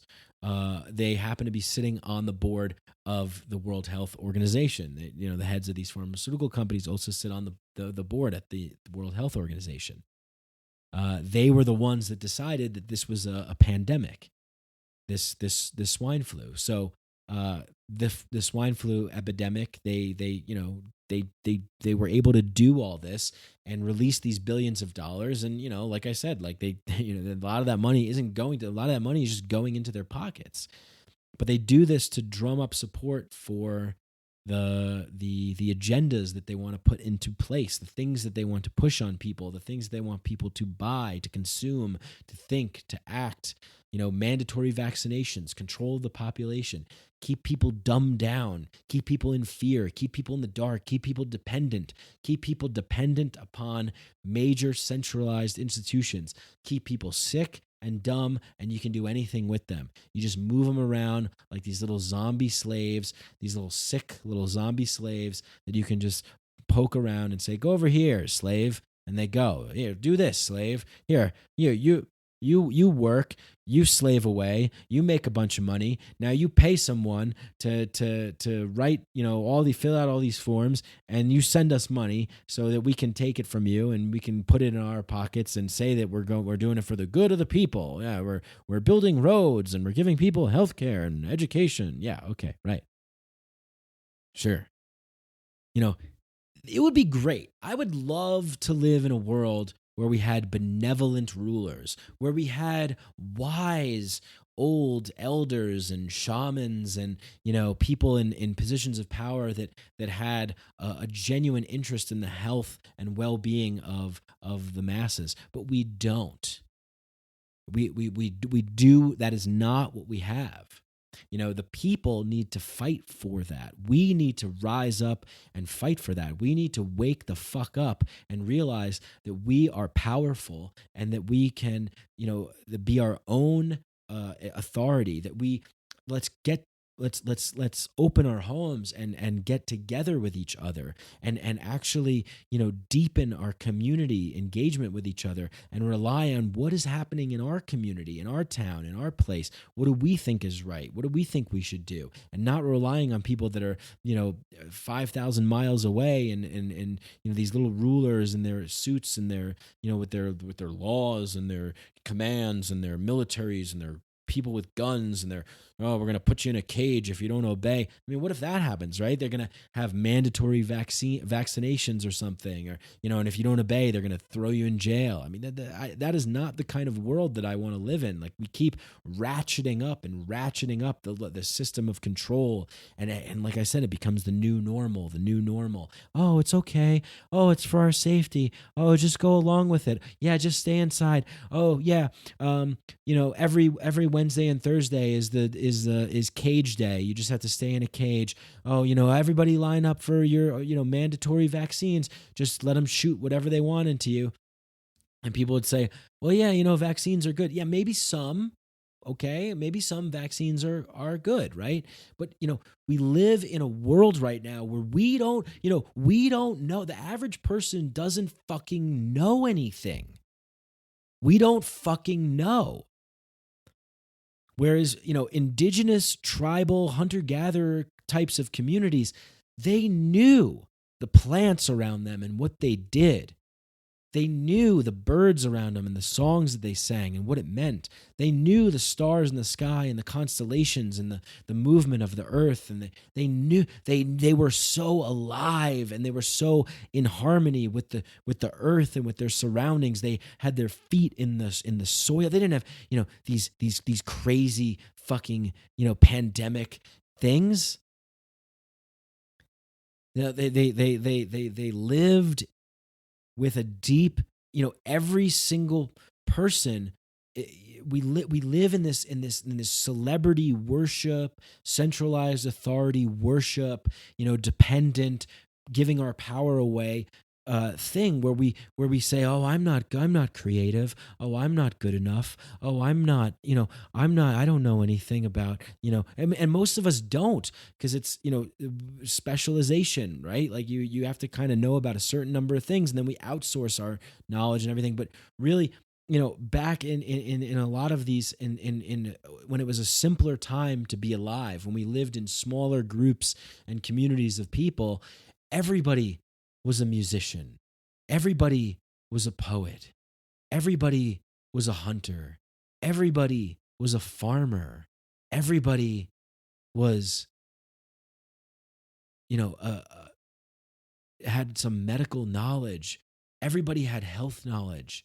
Everybody knew how to take care of themselves and their families. And that's what we're fucking missing in this world, is individual liberty and people, empowered people that know how to grow their own food, people that know what is good, what is good, what is wrong, what is right, what is good for us, what is healthy for us. Instead, we have massive companies and massive institutions that are driven on this economic model of profit over everything. And we give all of our power and all of our time away to slave away at these meaningless, mind-numbing jobs at the fucking box factory, where we're just, markets, oh, here we go, just push it out. Everybody's fucking selling something to everybody else in this cycle of fucking crazy living that we call progress. Oh, it's the greatest time ever to be alive. It depends on how you look at it. It depends on how you measure progress. It depends on how you measure health and well-being and wellness. And it all boils down to, and Louis C.K. said this in one of his stand-up specials. I think, oh my God, it was his last bit. It was of course, but maybe. Of course. We should protect kids that have peanut allergies, but maybe if you touch a peanut, you deserve to die. He had this funny bit at the end, but one of them was like, we're this crazy civilization that like builds these crazy things, but like when we do that, like we increase the amount of human suffering. So he's like, you have people in factories that are jumping off out of the factories. This is true, by the way, in Apple factories, the sweatshops in China, leaping out of windows only to be caught by safety nets below, because so many people were trying to commit suicide that because their working conditions were so bad. So we could have fucking iPhones. So everybody could have a fucking iPhone, right? So Louis C.K. says, like, what would you rather have? We could have candles and horses, and we could be a little bit nicer towards each other, or we could have iPhones, and so we can leave mean comments while we're taking a shit, and other people suffer immensely because of it. What kind of world do we really want to live in? And that's really this is all on us. Every single fucking person, everyone listening to this podcast, everybody out there, the choice is ours. What kind of world do we want to live in? As Charles Eisenstein says, the world is not going to come to an end. We're not going to like blow up the world or like kill the world or kill the planet. That's not what's going to happen. What's going to happen is we're going to mutate and augment our environment so much that it's going to change the way that we are living as human beings. We could live in like dome cities with, everyone could start walking around with masks. We could have mandatory vaccines. We could be like just this kind of like dumbed down kind of, whatever. Like what kind of reality do we want to create? Do we want to manifest? Do we want to live in? What do we want to adapt to?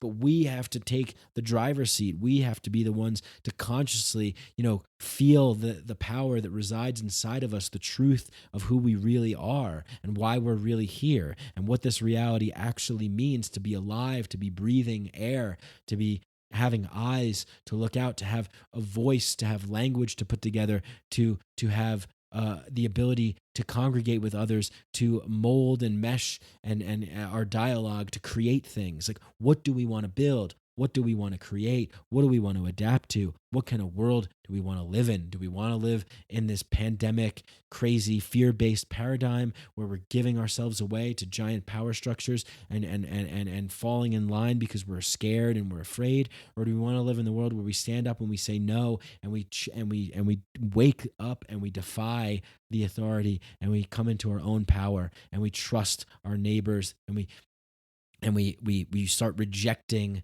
the rat race wheel of the dominant economic, crazy, commodified, material, egoic world? It's like we got to pump the brakes. Otherwise, we are going to wind up. I mean, we are already living in a real shitstorm of a place. This world, yeah, again, to invoke Charles Eisenstein, there's a more beautiful world that our hearts know is possible. We've all seen these glimpses of light. We've all felt these moments of bliss, of peace.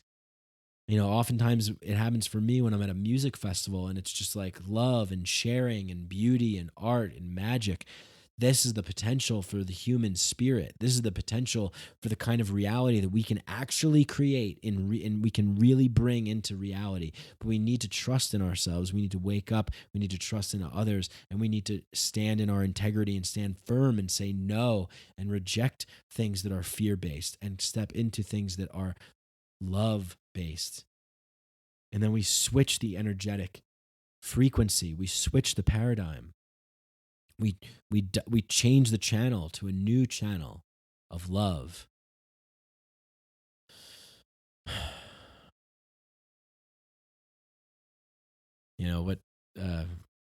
What's that Orwell quote that I like a lot, where he says, "We're living in a time of when you're living in a time of universal deceit, telling the truth is a revolutionary act." Right. And a lot of the times, like, you can be denounced as being crazy. Like, people could listen to this podcast and say, denounce me for being crazy or wacky or woo woo or, whatever it is. This is my truth. This is what I believe to be true. How does it feel for you? Look at the world. Look at what the messages and the communication and the reactions and the responses and the actions, does this feel right to you? Does this feel normal to you? Does this feel like this is the way that things, the best way that things can be? Or is there another way? And I think there's another way. We have to empower ourselves. Stop giving ourselves away to tyrants. Stop trading away our freedom for security. That's just, the worst thing that we can do, right? And again, the virus is real, right? Like, people are getting sick. But then again, you have, like, there's all these other things, right? Like, the flu kills, like, way more people, right? Like, the flu, I think, kills like 650,000 people a year, something like that. And right. And then we look at, like, the leading causes of death: cardiovascular disease, heart disease, cancer, chronic lower respiratory disease, stroke, Alzheimer's disease, diabetes, influenza, pneumonia, suicide, right? Medical errors, actually, accidents and medical errors is the third leading cause of death. Like, but people are starving and going hungry, and there's so many issues that are plaguing us as a society. Yet we mobilize and go into action when only specific certain ones, when the narrative serves the agenda of the power elites, when the story can be positioned in a way that can be taken advantage of by the power elites to further their agenda for military control, more martial law, more power and domination over people, more of them increasing their global kingship and tyranny. Like that. That's when it's and also. If when the disease is real and it's affecting people like, Tom Hanks and, celebrities and, people in positions of, then it's like, oh, well, okay, it's like affecting rich white people. We got to do something about this, but in moments like this, it's like it always makes me question, well, why can't, why do we have this this wheel that just keeps spinning and spinning and spinning, and we have all these problems in the world, but yet, we live in this sort of like, where we're not really paying attention and we're not really doing anything. I think like Daniel Pinchbeck said this when he was like, with the protests that were going on in Occupy Wall Street, like, that it was like, real protests, like real revolt. Like it's like we have these like sanctioned, like allowable revolts and protests, but like the real kind of standing up to would be like nobody fucking leaves, like don't go to work, like get in the streets, like help each other, like we're really gonna really fucking do this, not like a some like weekend warrior revolutionary, but like a real fucking revolutionary, where we stop the presses, where we if we really cared as a species. And I don't know, like what can I do? I'm just spreading this message out there. But if we really fucking cared as a species, if we really, really, really cared, we would look at the top 10 problems in the world, whatever, mass hunger, starvation, endless wars, resource extraction, cutting down the forests, loss of biodiversity, climate change, the amount of sickness and those sorts of things. Like, we would just say, well, hold the phone here. Everybody stop literally everybody in the fucking world, stop what you're doing. Like if governments actually cared about making the world a better place, they would declare a national emergency, we wouldn't need to wait for a disease. Like we wouldn't need to wait for something like this to mobilize and say that there's a national emergency. If we actually had benevolent rulers that were wise and compassionate with empathy and love, and actually imagine that, and actually cared, that they would step in and say, hey, we need to halt everything here. What we're doing, we need to really reorganize society, so instead of, large sporting why is it that people in entertainment make millions and millions and millions of dollars, and there's people that are, living in project houses with, mold and lead, water, and people that are, sick, and it's because it's by design. It's not a fucking accident. Everything that's happening in the world, it's you can say that there's a degree of racism, and I would agree with that. And I would say that it's really a degree of classism as well. So racist and classist worldview. It's the rich global elite, power elite, fucking reptilian, shape-shifting, cold-blooded, narcissistic, predatory, parasitical megalomaniacs that are at the levers of control that want to they don't give a shit about the 99% of the regular people. They don't fucking care. We are just, let's throw a disease out there. Oh, let's crash some planes into some building. They don't give a fuck. I mean, this is the truth. So, it's up to us to sort of like recognize that though, and stand up to that, because no one's going to save us. No one's coming in to save us. But my point was that if we had a benevolent leadership, if we had a leadership that actually fucking cared, that was actually like, hey, we actually care and we're here to help. Things wouldn't get caught up in this bureaucratic red tape. We wouldn't have this fake dichotomy of Republicans and Democrats. Oh, Republicans want, the 15% tax, and Democrats want, 20, and it wouldn't be like that. It would be like, hey, we're the leaders and we care. And so what we're going to do is we're going to say, hey, everybody needs to, stop what they're doing, and think about, we're gonna try and reorganize things so that we can tackle the biggest issues that humanity faces, right? And in a not a mandatory way, but in a way of encouragement, right? And a lot of times, what leaders do, lead by fucking example, But this is not the world that we live in. We live with the world that we live in is a world, that is being raped and pillaged by people who want to take advantage, want to create harm, want to create suffering, because out of harm and suffering and out of, being dumbed down, you create dependent people that can be pushed around and that can be easily manipulated and controlled. They're not thinking too much. They don't have to question things. They're not marching at your gates demanding things to be changed. So you can literally get away with bloody murder. You can literally get away with doing whatever you want, and that's what these people want. So, yeah, I mean, and I've used, there's several quotes that I just love by very prominent people in history, and one of them is, and I've brought up on the show before, is Hermann Goering at the Nuremberg trials.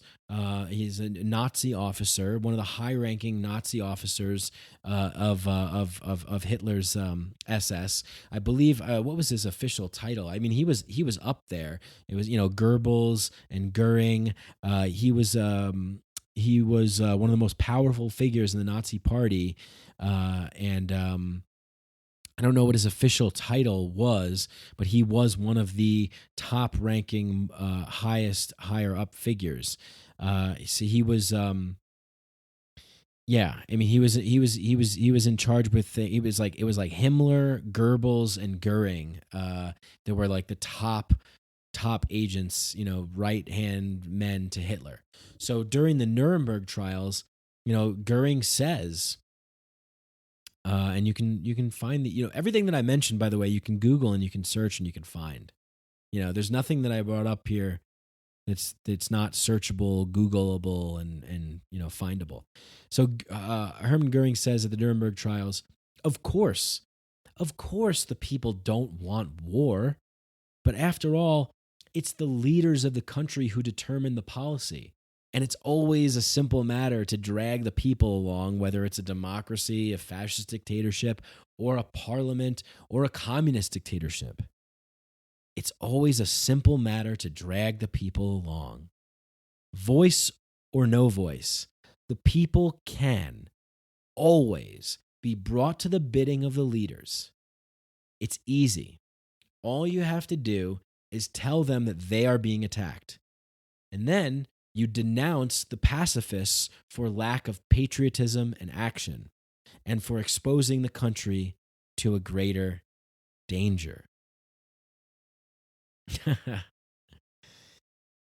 I mean, when we see what's happening in the news, when we hear what's happening, we have to remember that there are people that are capitalizing on crisis.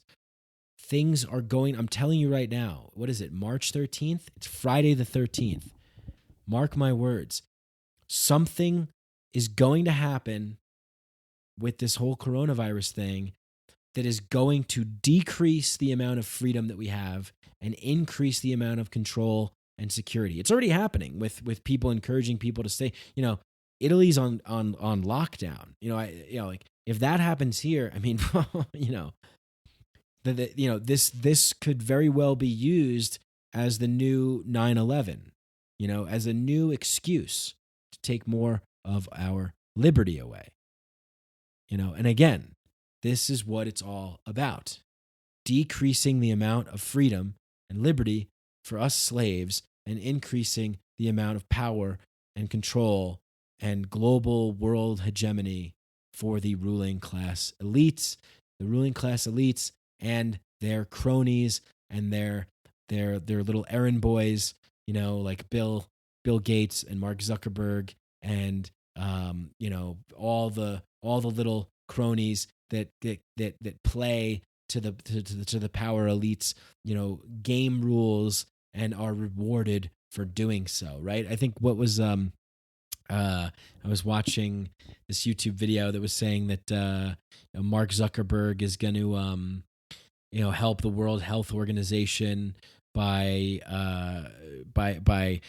trying to discern what the facts are, and the Facebook says they're going to give them free advertising for the World Health Organization, right? They're going to get free advertising, help remove fake stories and conspiracies. Well, who decides, what these fake stories are. Who is the arbiter of truth? Again, it's not you or me. We're not the arbiters of truth. We don't know what's going on because we're not empowered, intelligent people that know our surroundings and know how to do things and communicate with each other and rely on each other and live in an informed world. We're dependent little clueless sheep that give our power away to these large institutions. So we'd say, "Oh, you guys are the experts."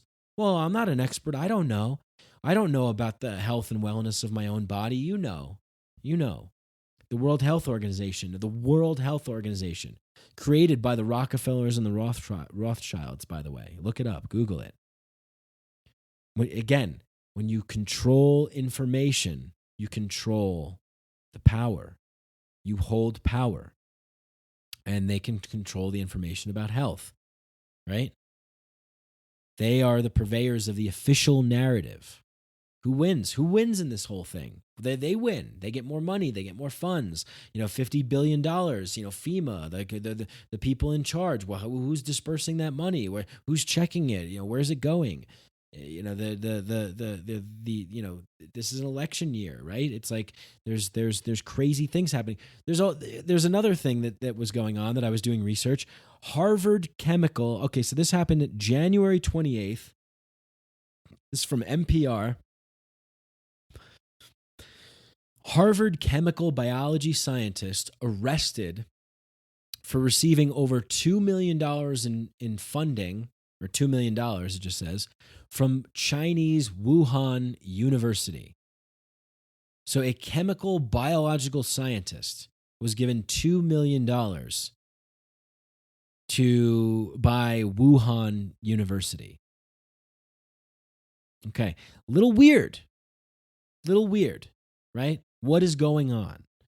What is happening? The arrest comes as Wuhan is under quarantine after the spread of the novel coronavirus, with thousands infected and many more dead.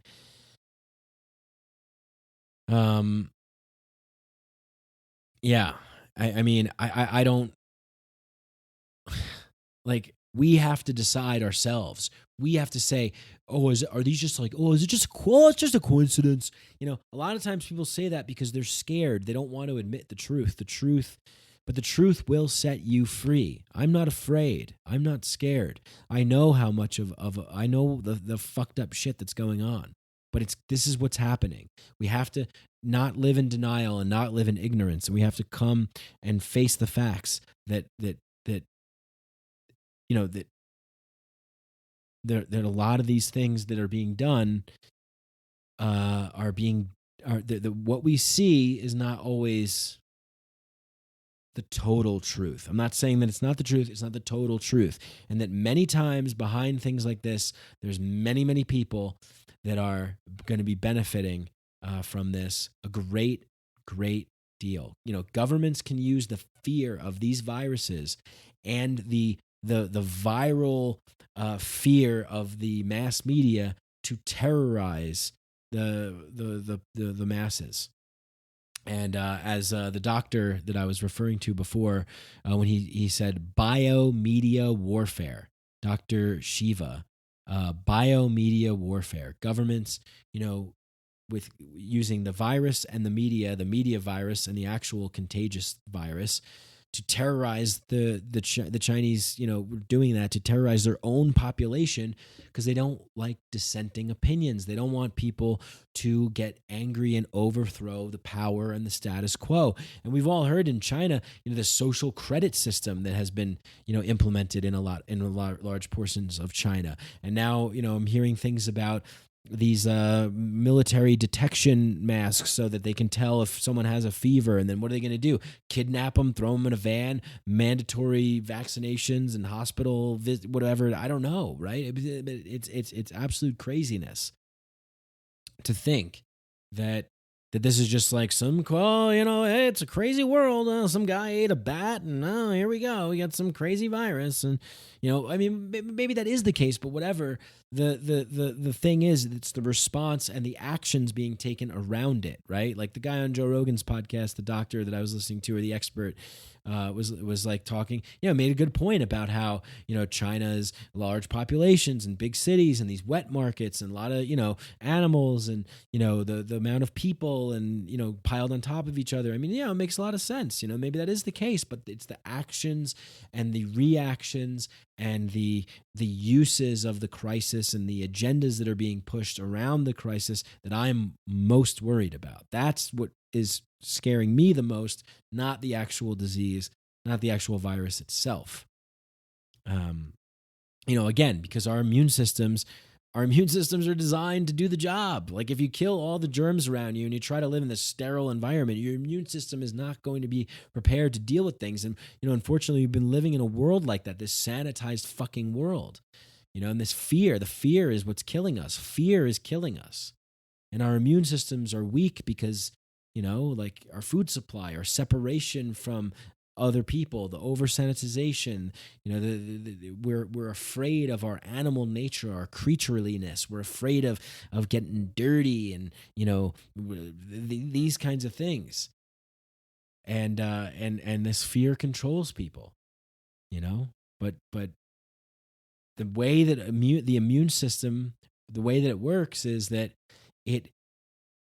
when it's exposed to germs and disease and things like that, it takes it on, and it needs practice to strengthen and to build up. If you don't expose yourself to the natural elements of the world and you live in an over sanitized, clean, total pristine life, then the second that you come in contact with something that's a little common cold, it's like devastating, because your immune system hasn't had our bodies, our muscles and our nerve, we're malleable and we're like adaptable, and these we're designed to handle the normal range of activities that we that encounter. Now, this is not to say that there aren't terrible plagues and epidemics and things like that come along. I mean, yeah, sure, but really exposing ourselves and developing the immune system to handle these things is what's important.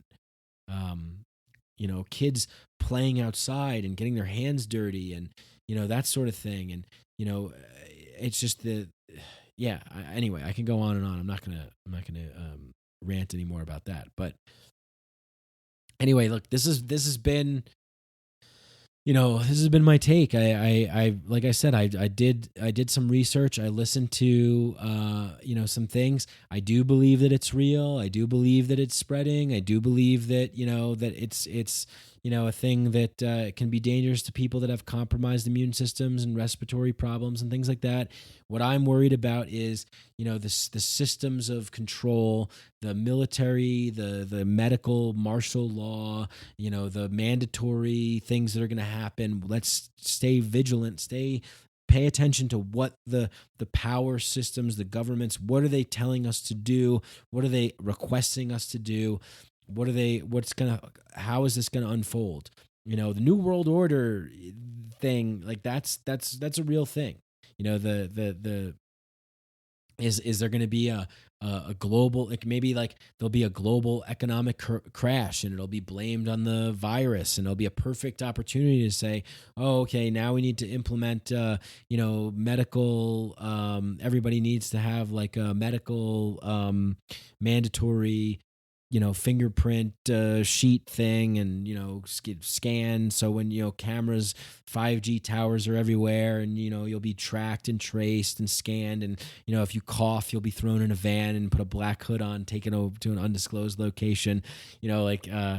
Maybe it'll be a one world cashless society where I think that's been one of the things that a lot of people want, is this like cashless, the power elites, like cashless currency, so that everything could be programmed, and they could just wipe your account away if you're dissenting the government, if you're not falling in line, if you're not towing, if you're not working, chasing the go on the rat wheel, spending your time and your energy being that matrix battery that helps fuel their life and their prosperity and their wealth and their happiness.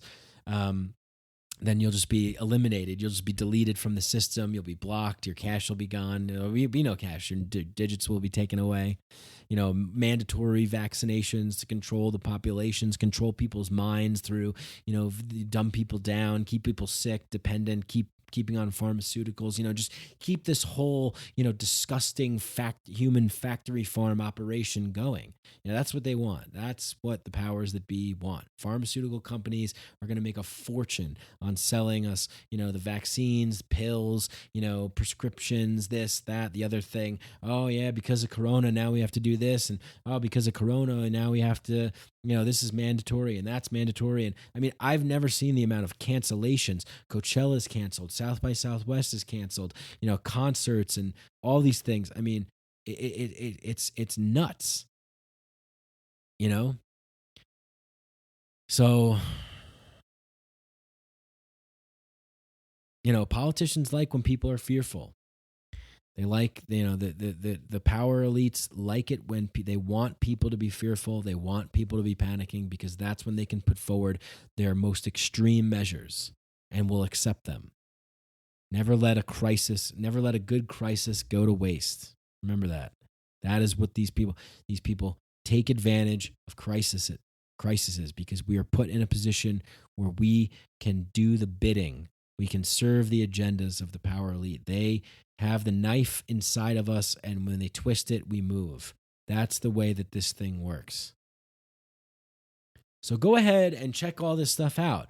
Go ahead and Google the BBC. It was a BBC article. Protests in Wuhan, China.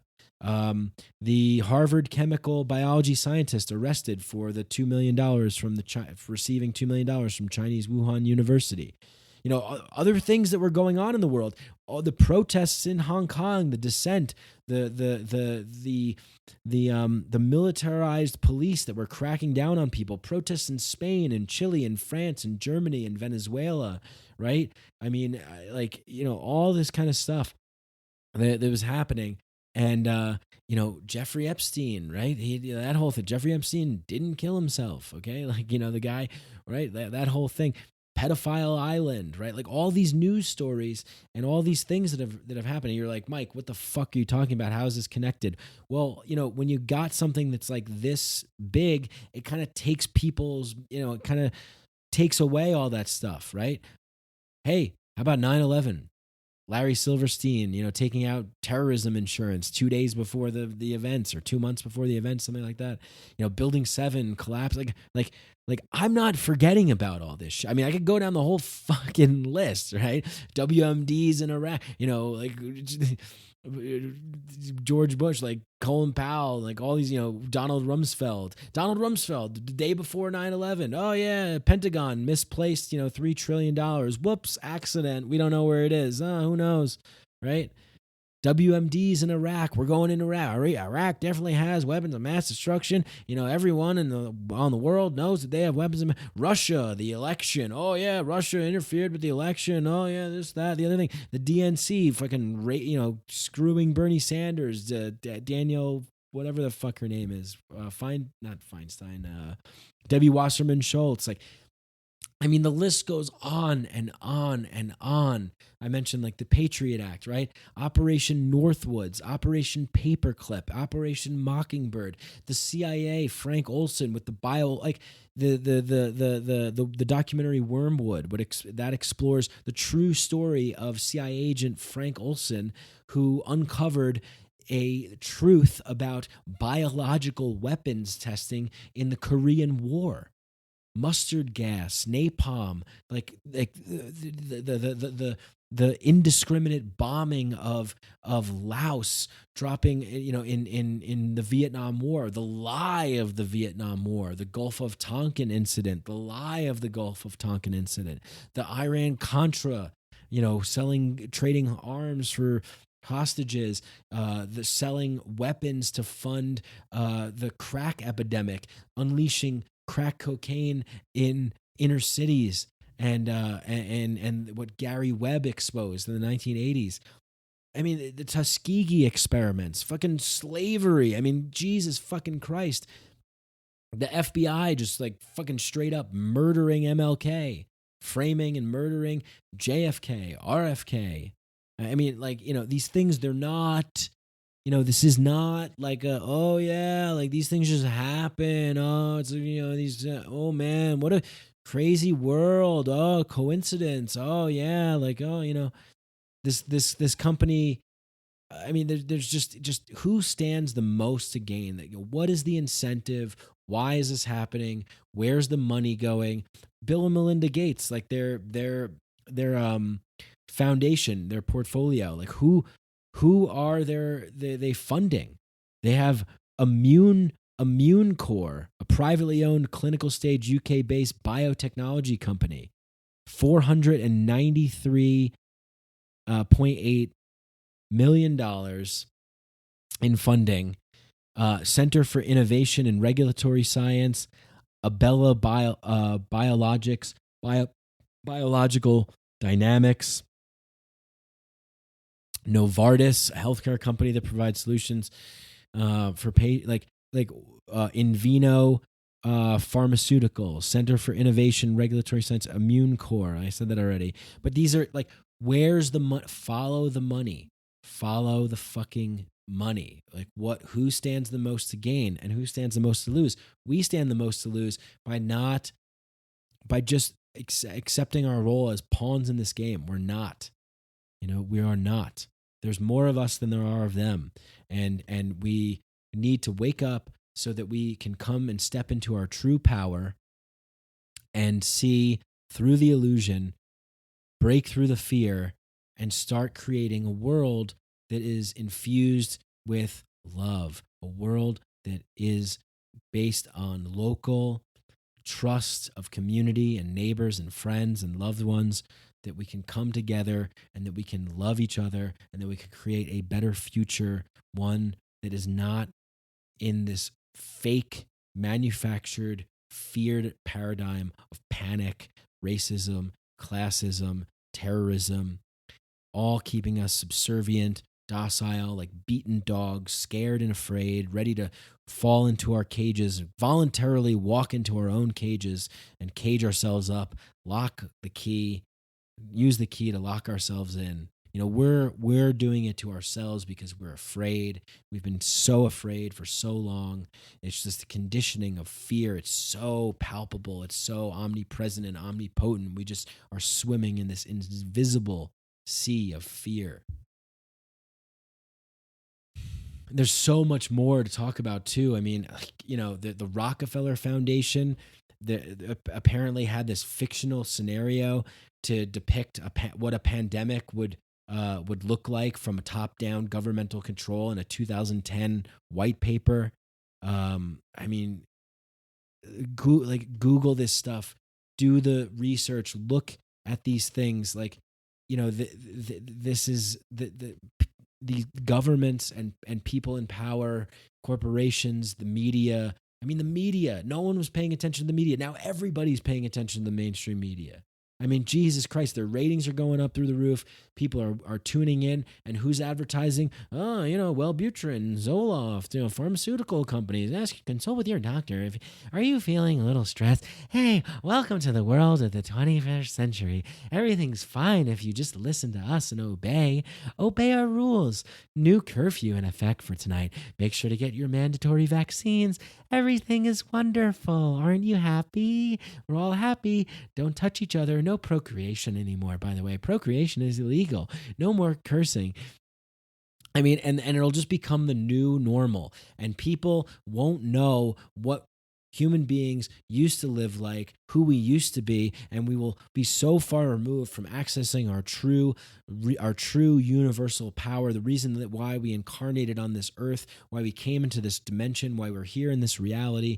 I'm here to wake people up. I'm here to expose the truth. I'm here to shatter the illusion and say, that see through the bullshit.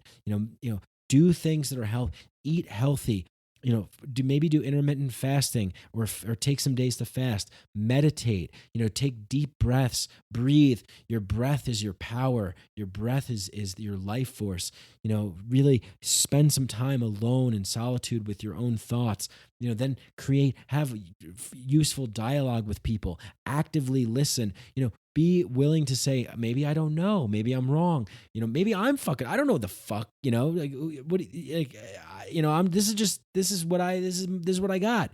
Message me, email me, tell me I'm wrong, tell me I missed something, tell me, whatever. I'm willing, I'm open. Let's build, let's create, let's construct, let's be productive, let's be positive, and most importantly, let's be like a chain link fence. Let's unify, let's come together, let's be strong, because that's the only way that we can stand up to the fear, the paradigm of fear that wants to crush and control the human spirit and make us, just keep us like this matrix, batteries that are just running on a hamster wheel, mindlessly obeying and listening to whatever commands come down the pipeline. It's living in fear, living in, paranoia. We don't want that. We can create a much better world. There's a brighter, beautiful world that we can create. We need to warrior up. We need to explore our own gnosis. We need to step into our own power and unleash our true magical human powers and gifts. We can do it. We have the ability. You're strong. You're smart.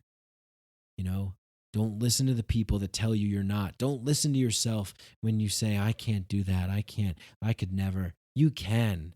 That's not you talking. That's the conditioning. That's the conditioning that the power elites want you to believe. They want you to fall in line. They want you to be a part of this system. They just want you to be a gray, nothing, nobody cog in a machine that just shuts up and produces and consumes and doesn't think and doesn't ask questions. But that's not who you really are. You are sent here on this earth, on this planet, for a reason, for a purpose. This is what I believe.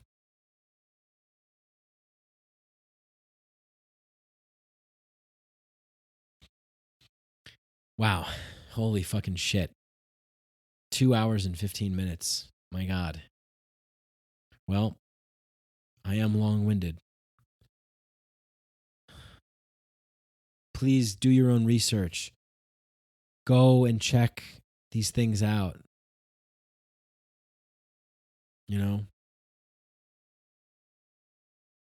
Compare different sources. And don't give in to the fear. Fear feeds the monsters that want to control and that want to dictate how we live our lives and how we think and how we feel. We don't want to live in fear. We don't want to be depressed. We don't want to be angry. We don't want to be paranoid, and we don't want to be fearful. Time to come alive and step into your own power is now. And, where the fuck is this even coming from? Who the fuck am I, right? You could, like, what am I, like what is this? I don't know. I'm having a moment of channeling, I think, right now. This is just, I've just been kind of flowing, and I don't know where it's coming from. It's just coming. I'm not trying to get you to listen to me. I want you to listen to yourself. I really do. The more people we have living and listening to themselves, the more diverse, empowered, wise people we have walking this planet, the more it strengthens our unified chain link fence to come together with this diverse and dynamic and, just amazingly complex web of powerful superhero individuals. Like the Avengers, we all have different talents and different skills. That's what we are. That's what we really are. We are superheroes. We have powers. We do. We just need to find them. We need to quiet all the voices that tell us that we don't. We need to decondition. It's rough, it's hard, it's tough. But if you want to make this world a better place, if you want to experience a happier life, if you want to be in a better, healthier state of mind and not be controlled by the fear, by the dark crystal wielders, by the Thanoses of the world that control the reality stones, and they control reality and time, and this is what's happening. Those movies are the Doctor Strange and Avengers and these things. They're very accurate in a metaphorical sense as to what is happening. Right? What does Thanos want to do? He wants to kill half. He kills half the population of the universe. And how does he do it? He does it by controlling these stones that each represent an aspect of reality or the universe. The reality stone, the time stone, the power stone, the soul stone, the mind stone. And there's another one I forget, but this is a great metaphor, symbolic representation. These stories come from the minds and the psyches of the people that are alive today, and they're telling us that this is what's happening in our world.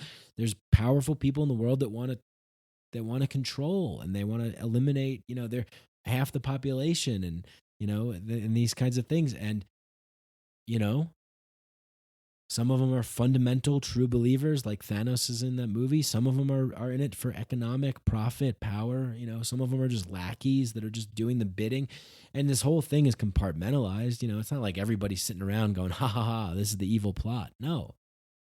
It's not that cartoonish. It's not that black and white. And I think if there's one lesson to get out of this whole thing, it's that it's not black and white. There is nuance. A lot of things are true and false at the same time. The world is very paradoxical. It's not so easy to come to a conclusion as to what actually is going on. That's why you have to trust your own instincts and your own intuition. And you have to read, and you have to research, and you have to listen to a variety of different sources, and you have to come to your own conclusion about what feels right and what you see in your environment and the people around you. All right, enough from me. I love you for listening to this podcast.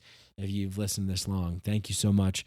I hope this made sense. I hope this inspired you in some way. I hope this helped maybe waking you up. If it did, if it did something for you, share it with people. Maybe share it with people that maybe wouldn't, you wouldn't think would listen to this if you think that they could benefit from it, whatever it is. Let's spread the more awareness. Let's let our peace revolution and love revolution and light revolution go viral. If we could have, someone said this the other night, if psychedelics had the marketing campaign of the coronavirus, you know what I mean? If this kind of seeing through the illusion, if this waking up, this seeing through the veil, seeing through the bullshit, let's make this go viral. Maybe the coronavirus pandemic right now is a sort of call to action. What are we going to do? Are we going to just sit around, and are we just going to roll over and, buy cans of beans and not shake people's hands and stock up on toilet paper and stay huddled in our houses?